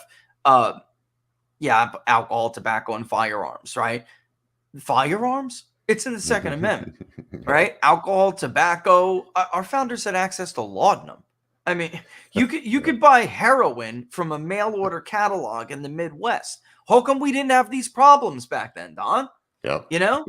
There's a reason. It's us. You just brought it up before. We are mentally ill. Collectively, we are mentally ill. The thing with Whoopi Goldberg, frankly, what she said the other day wasn't really anti-Semitic, though I see they dug up a lot of anti-Semitic comments that she's made in the past. But the debate whether or not Jews are a race or not has been something scholars have done for a while. And in fact, I just read a study about ancient Assyrians and ancient Jews having very similar DNA, which suggests that their faith and their culture is what separated them as a people. There's nothing wrong with that part about it. That's all nonsense. And to me, that really, again, masks the real issue. Our real problem is that people like Whoopi Goldberg are being heralded or held up, to espouse their views. She's just one. We are holding up mentally ill people, deeply mentally ill people who are, Don, I don't have to tell you, these people are unhappy. They're unstable. And the entertainment industry, when the hell did they become something to look up to? These are people who have serious problems. And the real problem, and they actually exhibit or they exemplify some of the problems that really is widely spread in this community, in this country. We have mental health disorders. If COVID didn't underscore them and show and reveal them to you, where a woman who's unhappy with her life because she was on Baywatch once, thought she was going to be a star, now is just a mediocre real estate agent in California. She's so damn unhappy, she dives into COVID because she wants her life to mean something and punches an 80-year-old man on a Delta Airlines flight. There's something wrong with us, Don. Yeah. I mean, Joe Biden, this is like historical ignorance is killing us. You couldn't have bought a tank. Or what did he say? You couldn't have bought Cannons. Cannons. Yes, you could have. Yes, you could. Yep. Yes, you could have. He said You it wasn't. stupid moron. He said the Second Amendment wasn't absolute. Yes, it was. Totally Yes. absolute. Totally absolute. Totally. There were private citizens with early versions of old ironclad. What are you talking about? Mhm. I mean, this is just like unbelievable stupidity. Yep. But that's what happens when you forget the clause in the American social contract, the forgotten clause. That's what I meant. Like I'm talking about, we have forgotten the major part of our national identity, my friend. Yep. You know, it doesn't matter if you're white, black, you know, where the hell ever you come from. But anyone can assume this identity. that really goes You just to aren't. that really goes in part to what we were just talking about, what you were just talking about when you were answering that question about the Catholic Church. Okay, it's the same thing. The Catholic Church, the bottom line is the Catholic Church has become woke, right? I mean, let's be honest about it. The last two Yep. popes were woke popes. So you got, okay, well, we're going to change this now, and we're no longer going to believe in this anymore. And so you're taking their values, their virtues, their beliefs, all these things that have been going on forever, in not just the country, the world. And Yeah, you're thousands of years. And you're saying, yeah, you know what? Yeah, we're not going to do that anymore. In fact, here's what we want you to believe now. And that doesn't work for people, right? Because that's their value system. That's their belief system. They've been taught all these things. And then you just get one person that stands up and says, yeah, we're going to change that. We'll go ahead and white out the Bible there and put this. I mean, it doesn't work that way. And I want to tie that to this, what we're talking about with the Constitution. This is why you do not want to have a group of people sitting around changing the Constitution. The left would love nothing better than to make these things. They don't even understand. The president of the United States doesn't even understand that the Second Amendment was absolute. Totally it was absolute. It's been the whole purpose of fighting to keep the Second Amendment as absolute as possible, because when you get people like Joe Biden talking about common sense gun laws, he doesn't even know what the amendment was. He has no idea what the Constitution means. He knows what he would like it to mean. And so that's why I kind of tie that into the Catholic Church thing, because they finally said, you know what, maybe we'll get more people to join us if we just shift our views on this. You know what they did? They got people to leave them. Because who are you going to believe now? Oh my God, everything that I've ever been taught and believed, and now all of a sudden one person goes up to a lectern and says, yeah, we're not going to do that anymore. So yeah, don't mess with the Constitution. This guy doesn't even understand it, much less be able to go in and make changes to it that would be reasonable to any reasonable person. It's it, Don. I mean, like modern leftism in general, it's like really it's all monarchist at its core, because there's still somebody in the comments. You guys get it. These guys get it. Our viewers are getting it. They are. Mm-hmm. And somebody said, you know, that government is religion and religion is their government. Mm-hmm. It doesn't matter how they repay. Do you remember the years ago? I wish I had a copy of that column from the old Brenner brief you and I used to write for. And I was trying to make the point, because it was when I was releasing this book, like, you know, this is just the new version of monarchists, you know, and monarchism, right? So it doesn't matter what name they give it. Now, if the left wants to assume, you know, failed 20th century ideologies, they're just regifting. It's the same gift. It's just different paper, wrapping paper that they're putting on it. But inside you get the same thing, which is that relationship between the state and the individual that the founders rejected. And it doesn't matter what they call it, my friend, you know, whatever, you know, socialism, communism, this, that, whatever new democratic socialism Bernie said, right? They just come up with these names. It's just nonsense. It really comes down to the bottom line, which is they don't believe in citizenship. They don't believe in it, because citizenship does not mean what most people sadly think it means now. In most of the Western allied countries, they call themselves citizens. They are not citizens. They are still loose subjects. They're subjects. They are not citizens, because there was an element of personhood that was recognized for the first time in human history. And they chose that word because of the Roman Republic.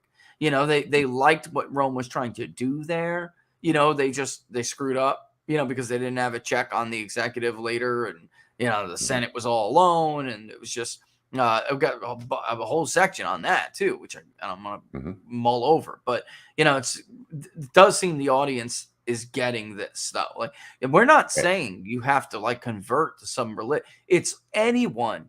You know, some of the most Catholic groups, ethnic Catholic groups that immigrated to this country, they still assimilated. They still understood the difference. And they may have gone to their church every Sunday, but the Pope was not going to be their ultimate authority over whether or not they believed the American system was better or not. And by the way, you're right when it comes to the Catholic Church. You're right. That's what what's happening in the modern Catholic Church is exactly what the founders were afraid of. Exactly. So it doesn't, your institutions won't matter. You have a papacy that controls it and will change whatever doctrine it feels like. And people are going to be commanded to obey, even though it's not. They would have equated it to the state because they share this in common.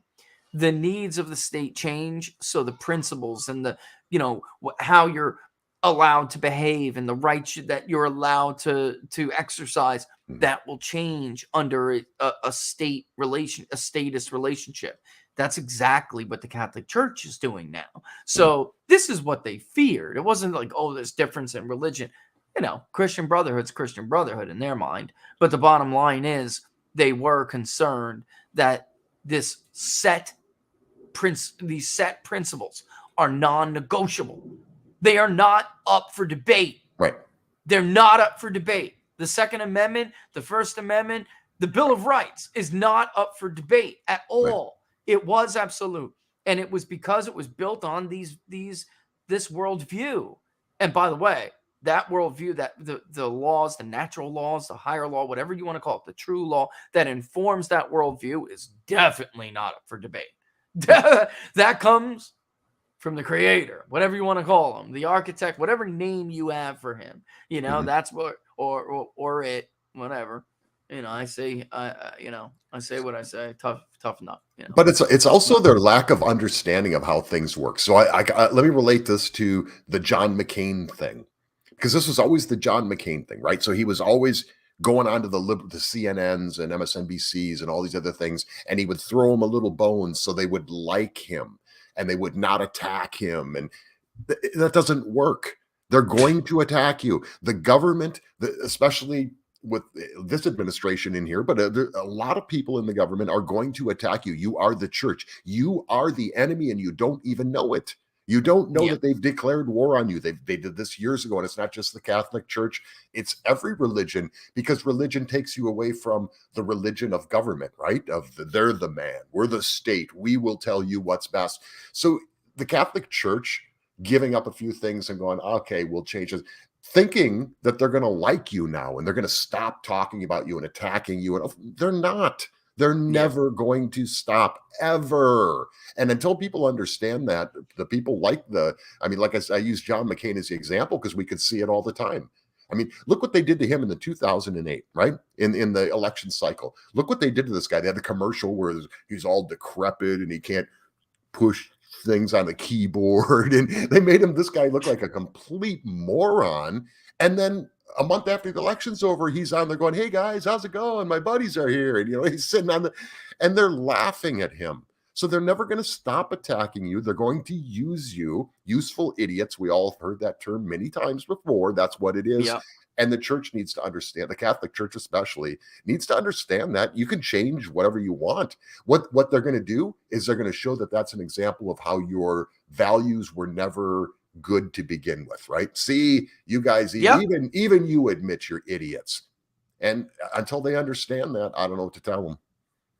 And I can blow through this one real quick, but it's a relevant one because we are coming up on the trust in institutions question for the survey, because we should ask it once a year. And they said, would it be worth expanding the trust in institutions survey question to ask if voters ask about the alphabet agencies, you know, should be reformed, dismantled, or stay the same? Maybe ask about competent, incompetent, corrupt.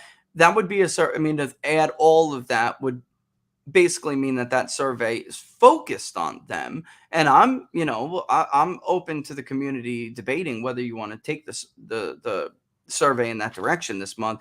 But the trust in institution is coming up. So to ask more alphabet questions, I want to do that. Absolutely. The CDC, I want to replace public health agents, public health officials with the CDC.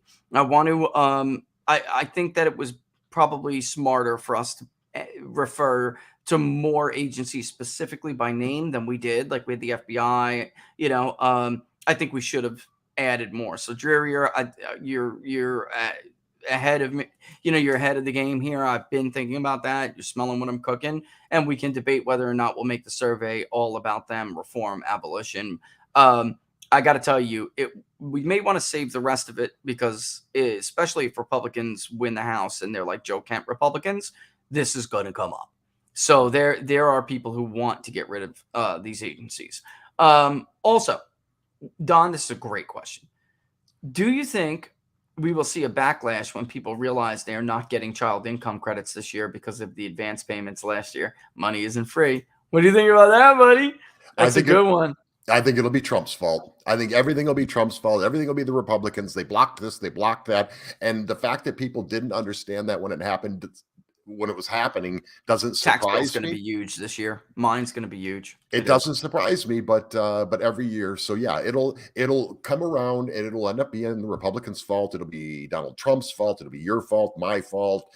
Big businesses sitting on hordes of cash, blah, blah, blah, racism. It'll be all those things because it's a bad situation coming up for them. Look at all the people that did all the with the Trump tax cuts, right? So, and we did it many times in this show. We showed all the companies that gave bonuses. We showed all the tax savings that different people had across the board, no matter what your socioeconomic status was. And at the end of the day, you lost money. It's like people knew they didn't, right? So in this case, it's going to be the reverse. Now they're going to be going, what the hell is this? My wife does payroll. And she's going to have email after email of people going, oh, how come this is? Pay attention, people. That's all I've got to say. I know most of your viewers do, but to the rest of you, pay attention, folks. Nothing is free. Nothing is free. And you will pay. You pay me now. You pay me later. That's what this is all about. But just watch what the media does with this and watch what the administration does with it. And it's just, lather, rinse, repeat, I guess. Yeah, I was like trying to actively find out how to give that money back. I did not want it. And I'm like, this is seriously, my tax bill is going to be through the roof. Like, hold on to that money. I don't need your friggin' petty cash, little at a time. I'd rather keep it. There was no way to do it. I mean, there was just no way to do it. I was like, you should be an opt-in, opt-out for this. There should. This year, though, we've grown. We're going to have to restructure. It's just that simple. We are going to have to. Let's see what else. Let me add one thing to this because I think this is a point that needs to be made. We're sitting here talking about like the CIA, the ATF, and all these different organizations. Should we get rid of them? They're never going to go away, people. They're never going to go away. No government program goes away. So look what's going on with this tax credit thing, right? So all of a sudden, now people aren't going to get it. Everyone's like, wait a minute. Now people are going to die because they don't have the tax credit. And it's never going to go away. None of these things ever go away. Ever. I don't know if I'm giving something up by answering this question. I don't know if I am. Somebody asked about the race in Ohio, and they said, they're not a fan. By the way, I'm trying to get JD Vance on. We'll see. But asked, basically, as of now, doesn't think Trump will endorse Mandel, isn't a fan of Vance. So what do I think about Gibbons? I thought Gibbons, and I may be blowing the lid on something here. I thought he was dropping out, or he did drop. And listen, Gibbons, if I'm wrong, I'm sorry. I don't mean to say, I just, what do you think of that? As far as what, people will do here. He likes Gibbons. He said, what do you think, Gibbons? I don't like Vance, and I don't think Trump will endorse Mandel. I got to tell you, I know Josh. As far as how he would govern, he's solid. If you're a Republican, he's solid. The only thing that bothers me a little bit is that Sherrod Brown would not be in the Senate right now, and we would not have the problems that we're having right now if he did not drop out of that damn race in 2018. All right, it's hard, and I understand people have issues they got to deal with, but then now you're back. So the issue isn't gone. I'm telling you, because I know a little bit more about this. The issue, the real issue, isn't gone. So it's like, now here we are again. Why didn't you just stick it out in 18? Why didn't you just stick it out? I mean, I don't know it. And I'm telling you, I think he was a solid treasurer, and he was going to crush Sherrod Brown. Our polling was clear. He was going to crush him, and Jim just didn't have he didn't have enough. Now he's viewed differently than he was viewed when he was running back then against Sherrod Brown. He just wasn't as Trumpian. He's lost some steam, though, against Mike DeWine. He has. It looks like he's lost some steam because you can't just get this endorsement and then, like, you got to work, man. You got to work.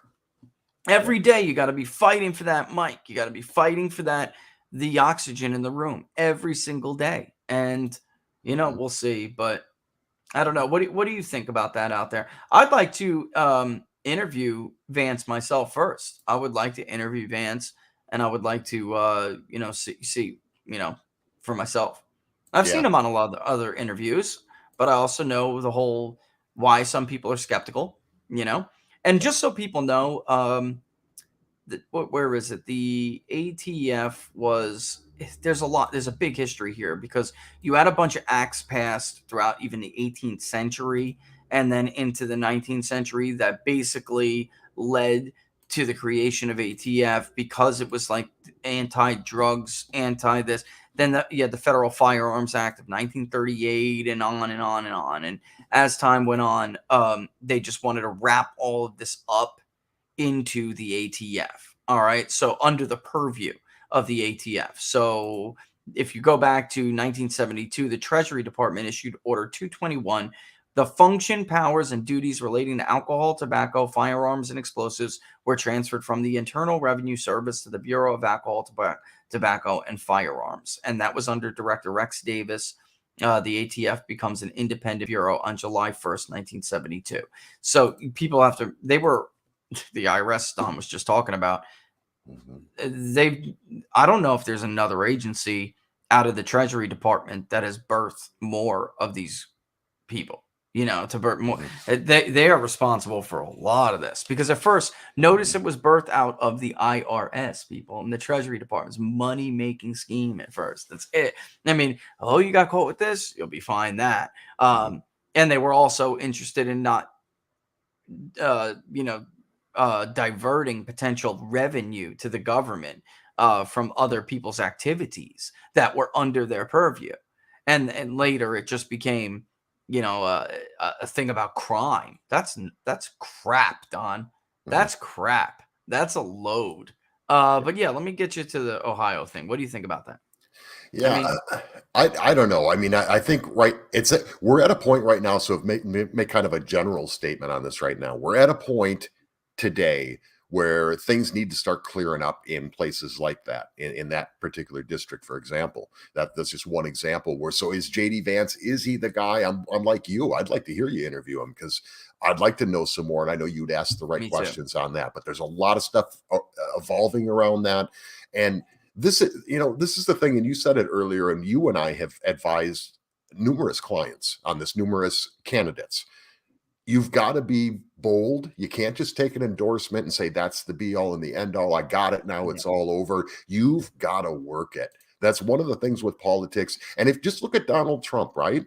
I mean, the night before the election the 2016 election I'm talking about, he's flying around to like 3 different states doing the last minute rap. He outworked Hillary. It wasn't even funny, the level of work that he put into it comparatively to what she did in her campaign.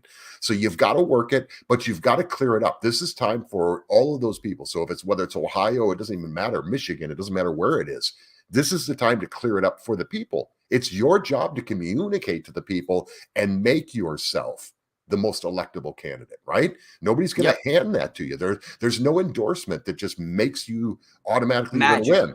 There's no magical endorsement. If you want the Trump endorsement too, he's trying to get in early to help shape the primaries. But the most effective Trump endorsements have been those that came where the contest was like right around the corner.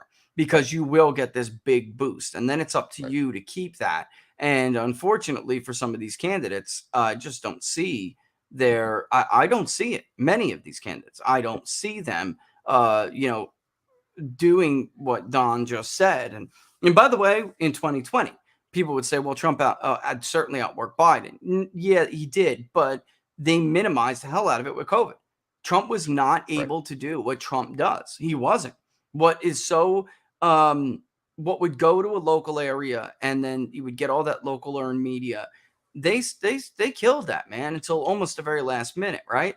And they knew that. Don't tell me they didn't know that. Just like the debate on the Commission on Presidential Debates was totally exposed to be what it has been for years, which I've been saying, which is a partisan sham. And even the Republicans, so-called Republicans on that commission, are uniparty Republicans and have been for a long time. And they are not base Republicans. They are not middle people.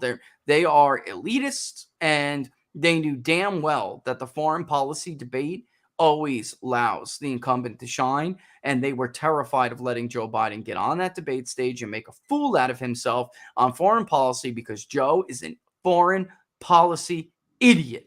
He is Disaster. an idiot. He has been the worst on his entire career. It doesn't. It is the one of the most true statements was when his own Department of Defense secretary said that he has been wrong on every foreign policy issue since his career started. And he has been. He isn't. I mean, idiot is the right word, Don. Idiot. Right. Not like, he's been incredible. No. It's like if you were trying to make the right decision, the dumbest decision, that's Joe Biden's record. And it's one thing. And then he never stands behind it, by the way. It's one thing to be an idiot about something. It's another thing to be totally unaware that you're an idiot about something, right? Yeah. So just one example, like the Second Amendment. Second Amendment. But the other one is, and he bragged about it on this last election cycle. He was the guy who stood up, supposedly, whether it even happened, who knows? But he's the guy, according to him, who stood up and said, we shouldn't go after Osama bin Laden. Absolutely. And he brags about it like it was a really smart thing for him to do. And everybody else is going, huh? I don't care what your political affiliation is on that one. Who thinks that we shouldn't have done that? Joe Biden. And he brags about it like he has some level of knowledge that we could just never comprehend. So it's one thing to be an idiot. It's another thing to be totally clueless that you're an idiot. I don't know. He posed the raid for Osama bin Laden and then murdered women and children, going after some obscure ISIS-K member during the Afghan evacuation. And just last week, he murdered a bunch of other people in Syria, including 2 children. Or was it more than 2? I think it may actually 13 people in total. And they were trying to say, Don, well, it could have been the guy, because what they were initially saying was that they took this guy out. That's not what happened. And he blew himself up.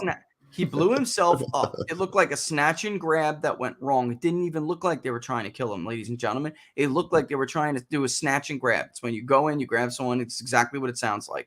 And everybody knows that these jihadis kill themselves and blow themselves up. Many of them will try. So if there were innocent women and children around, that should have been in the calculus for whether or not this risk was worth the reward. And, you kind of make that decision when you're, trying to determine the viability of an operation. And either way, like that, what I'm saying, it's not a defense, what they're saying. And it doesn't matter, because it doesn't change the fact that they claimed that they went in there and took this guy out, when that is not what happened. He blew himself up. 13 people were killed, including children. Could you imagine? I mean, by the way, what they did is considered a war crime. I have both occasions, those are war crimes. I'm sorry, man. It's not like collateral. Like, things happen in war, that's true. But in these instances, it looks like both accounts, there was prior knowledge that there were civilians in the area. That's a war crime. I'm sorry. I hate to tell everybody. It's true. And the second one, if it went down like that, then that one may be a little bit different, but still it was incredibly, the Army, I remember, whoever made the decision to launch that operation would have been in deep crap. Mhm. I mean, it went wrong, and someone a head would had to have rolled for dead children, ladies and gentlemen. That is not the army I remember or the military that I remember. And they lied about it. The bottom line is, and every reporter went out there on Twitter, Don, and regurgitated it. You needed the Syrian defense to tell you what happened. Yep. And they're on the ground. They're a humanitarian organization. They're on the ground. They helped one of the people who died, the 13th person who died. They went in there around 2 a.m. after it looked like everything was done. They saw he was like hanging on a life. They rushed him to the hospital. He died later, but they're right there. So I believe them over, I believe the damn Obama administration. Military lies all the time. Yep. Our government, they lie. Yep. Yeah. I watched absolutely. them lie in real time about Pat Tillman. Yep. Real time. Everyone knew it was friendly fire. And we're being told, well, at home, we're hearing, he died in some heroic gun battle and he was a hero. He was a hero. He went from one peak to another, trying to flank the enemy so the convoy could get through, and we shot him. We couldn't tell the difference between him and the Taliban. I mean, not we, like a personal, but his own unit shot him. Yep. And then they lied to you about it until later when it came out. I mean, they stumbled. And in fact, they lied to you and even tried to lie to the soldiers. They tried to use it at first on, and it's like those of us who actually knew what happened were like, whoa. They tried to use it as a way to hype the men up. They got Pat Tillman today, folks. Huh? They got him, men. They got him. We're going to have to dish back payback, man. Huh? I'm not kidding. And we're like, oh my God, you lying piece of filth. But that's what they all did it. Yep. Sorry, man. I don't want anyone to accuse me of like anti-U.S. rhetoric. I'm just telling you the truth, ladies and gentlemen. I think actually it's pro-U.S. rhetoric when you call out your own government for lying to its people. That's the most pro-U.S. you can be. The most patriotic act is making sure that your government is honest. Or at least one of them anyway in this business. Outside of running into a hail of bullets for your fellow comrade, I don't know what else you could do as a civilian. Well, right? Speaking of that, I'm curious to see how the media covers this going forward. The report that just came out on the withdrawal in Afghanistan. The military 2,000-page report about this? says that the Biden administration, just completely bungled this thing. Joe Biden's administration, you mean? Joe Biden's. Joe Biden's. Yeah, what'd I say? Jill Biden's. Well, yeah, that's the okay. Navy basically said, let me Freudian. explain to people what the report from the Navy side. Joe Biden wasn't the president. Jill was. Yeah. Which, after watching her lead him around by his hand the other day, I wouldn't even be shocked. And they said she helped gum up the works. She clogged up the works during the evacuations. She was instrumental in leaving people behind. Folks, it's an absolutely damning. And who, let me tell you the exchange. I think actually, dude, I can pull that exchange up on Twitter real quick before we end. Because you guys got to see this. And it wasn't a taped interview, which is crazy. NBC exclusive one-on-one with Joe. Okay, here's Holt. I just want to clarify. Are you rejecting the conclusions or the accounts that are in this Army report? Biden. Yes, I am. Holt. They are not true. Biden. I am rejecting them. Guys. Oh, here it is. I don't know how long it is, though, so I don't know if I want to play it. But is it just a quick... If it's a quick one, I'll show it to you. But there's going to be a damn ad here. You guys can't hear that, right? No. All right, let this ad in my head play out. And if it's short, I'll play it for people because folks, it's incredible what they're claiming. Yeah, it's 46 seconds. Let's play it, Don. Let's play it. Yeah. Because if this was Donald Trump, holy crap. If this was anyone, really. I mean, where is... I want to make sure the volume's on because it was a little low. There it is. Headwinds on Here we everything go. from COVID. You guys can hear that, right? Okay.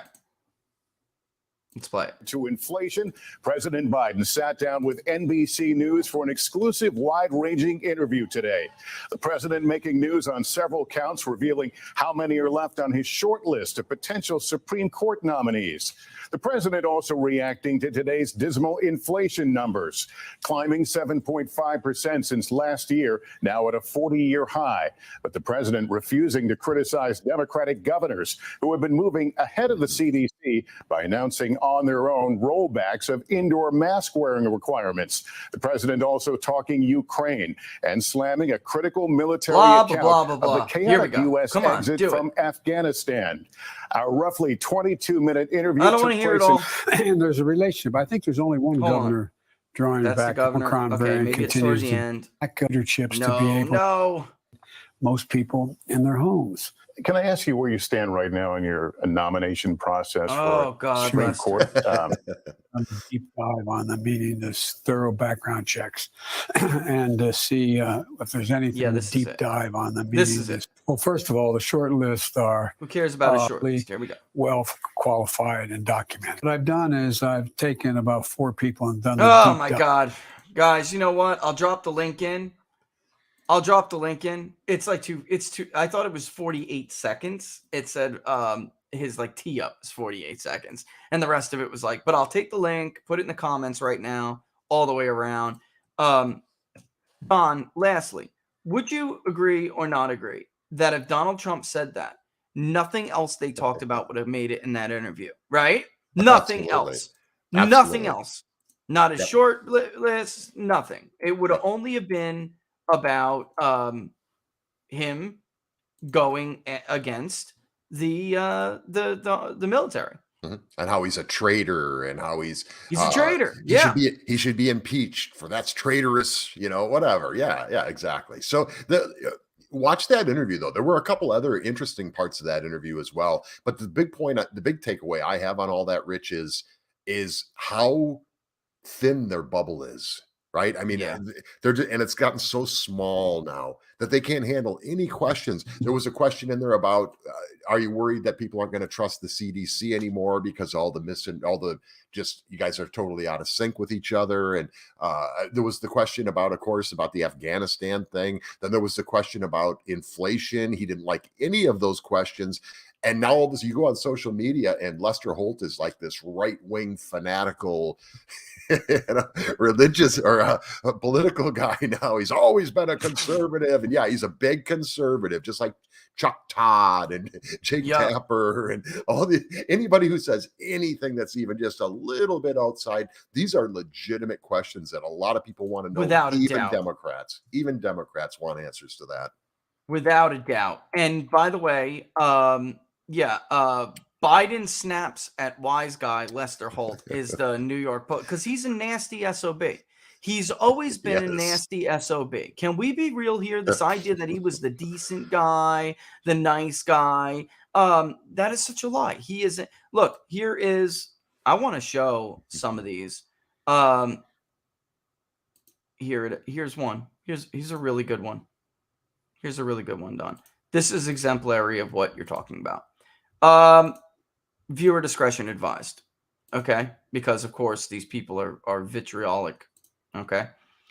NBC's Lester Holt is being 20 million Americans were out of work under TFG. All right. And now it's down to 2 million. Inflation may be up, but we've got jobs. You believe this? I mean, you believe this? First of all, dumping people out of the eligible pool is not the same as creating jobs, because that's why you have the fires and quits rate at all-time highs. Dumping people. This is why the reporting over the household survey, the monthly employment report, is so dishonest. It's so dishonest. I told you all that we would return to the way that they reported on the BLS report under Obama, which was grossly dishonest. And they never told everybody the full extent of why it was so much better under Donald Trump. It wasn't just that the unemployment rate was falling, labor force participation was rising, and the employment population ratio was improving. There were no methodological gimmicks to remove 4.5 million people out of their damn equation, which is what they did. I mean, that's what they did, Don. I mean, he thinks that 6 million more people went back to work, or 8 million more people. Yep. You're out of your mind, man. I hate to tell you, you've been totally duped. Totally duped. That's why the U6 rate under Donald Trump fell more in 5 months than it did under the first 5 years of Obama and Biden's administration. Which is a much more realistic indicator of employment. And even that excludes people, that they consider not really part of the labor force. So, yeah, the Bureau of Lies and shit. But that tweet. That's awesome. I love that. That tweet you just shared, right? That you just looked at there. But that's that whole thing we're talking about, where people need. The people in that bubble on the left, they need something like that. Please give me some reason why. In the interview, when Lester Holt asked the question about Afghanistan, he's showing the video of the people hanging off the plane, right? The C-130 trying to get out of Afghanistan. They need somebody to give them something, because they see that. They see that visual. They saw that happen when it happened. They know this thing is quite possibly the biggest military debacle in the history of the United States of America. So they need something.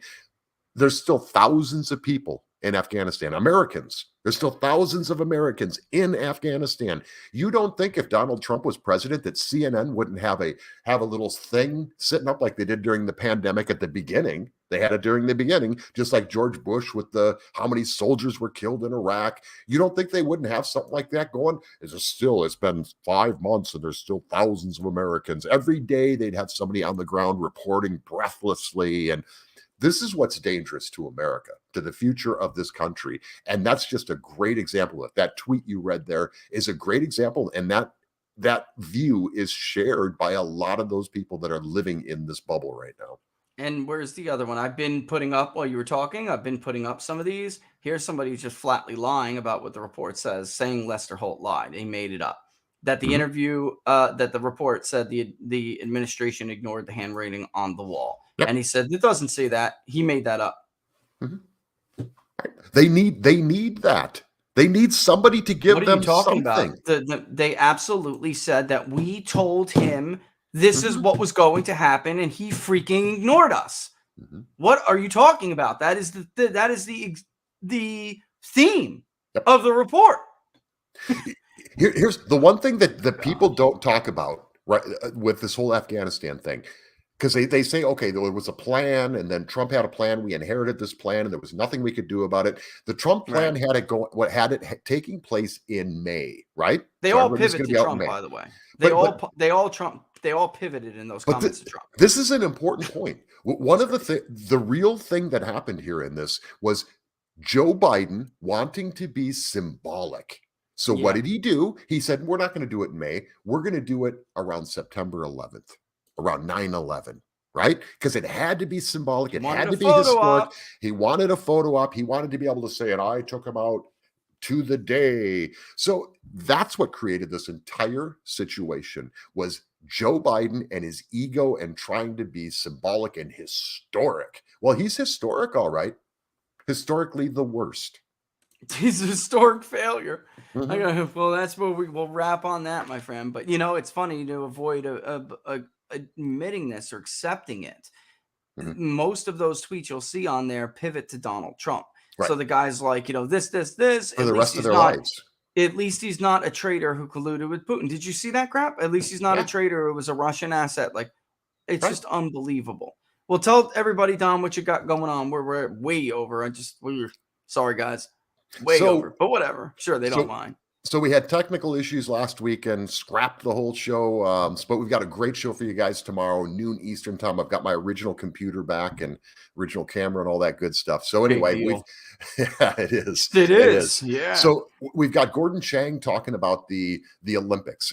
You see what's going on here in the Olympics, and people are like, "Oh my God, I can't! Look what happened to that Dutch reporter." And they're communist people. It's like all of a sudden nobody knows what a communist is, or they're surprised when communists goes to what we're saying. They're surprised when a communist does a communist thing. It's like, they're communists. Yes, of course they're going to take that guy off there anyway. So we talked to Gordon Chang about the the value, the propaganda value that the Olympics are providing China and how America's reacting to it. So that should be interesting. Everybody knows what's going on with the trucker convoy and the GoFundMe situation, which needs to be looked into further. One of the people that's doing that is Texas Attorney General Ken Paxton. So we'll have him on the program live to talk about that. He's taken some action against GoFundMe as well. Of course, border issues, a lot of stuff to talk with Ken about. So looking forward to that one. Of course, you will be on here. We've got the People's Pundit on the program and Mr. Peter Hoosey with the latest on national security. So tomorrow, noon Eastern time, Don Smith show.locals.com. We're streaming exclusively on Rumble now, and Locals. We've got to get it on Gitter too, but right now that's what we're doing because they're still playing their little games on YouTube, and I'm just not going to participate with it anymore. Screw them. Yep. Screw them. Yep. I don't need YouTube, and it's a headache, and it's sad that we can't provide that choice so people can go watch it on there. But this is what they're doing, and it's going to get worse, folks. They have declared war on us. If you think you're not included in that, you're not paying attention. They've declared war on all of us. Which is why we ask you all, go to Rumble, subscribe to the Don Smith Show, go to Rumble, subscribe to the People's Pundit, because it is going to get worse. And secondly, like I said the other day, why should we even, it's sad we don't, it's sad when you can't offer a choice, which is the only reason why I still stream to Twitter and YouTube as it stands right now. It's not going to last forever.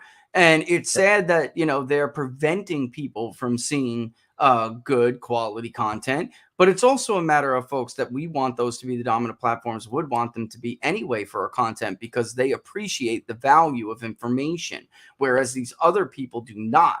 So I understand how hard it is to move from Twitter to Getter. I still have to catch myself. I immediately want to go to Twitter and tweet something out instead of going to Getter. I still catch myself doing that, but it's important that we support people who understand the value of information.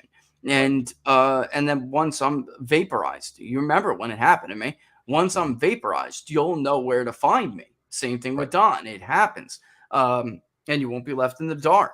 So, I know it's an ask, but we are asking you to do it. And then when you're there, by the way, because I'll end the show now, while you're there, makes it very easy on Rumble, whether you're watching Don or me, the Locals button is right on the other side of this video. So you can sign up to our Locals communities.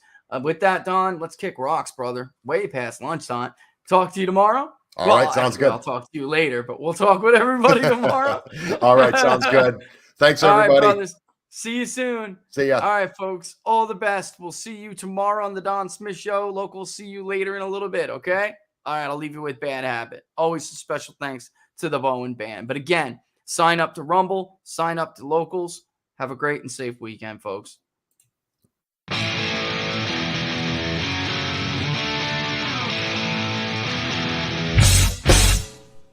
How much you wanna bet that I can get you back inside your head before the summer ends and spread a little love. Just for a little fun, I'll make you come back to me before the rise of every sun. Baby, it's meant to be. I know you got a man, but he don't understand. You're gonna be a heartbreaker. You're such a love taker. So just suck me in and you can toss me like a cigarette. 'Cause I just wanna be a bad habit, yeah.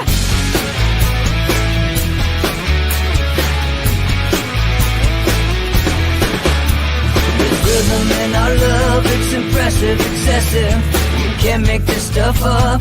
My chest beats is restless, wakes the neighbors up above. Yeah, baby, come and show me love. Baby, come and show me love. Because you're gonna be a heartbreaker. You're such a love taker. So just suck me in and you can toss me like a cigarette. 'Cause I just wanna be a bad habit, yeah.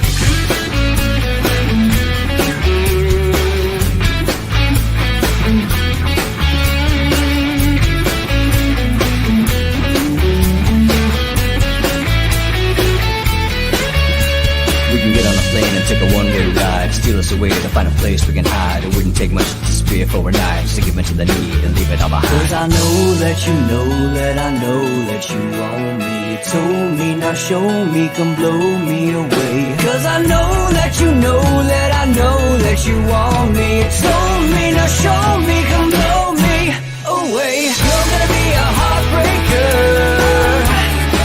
You're such a love taker.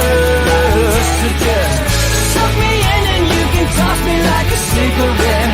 Cause I just wanna be your bad habit, yeah. You're gonna be a heartbreaker. You're such a love taker.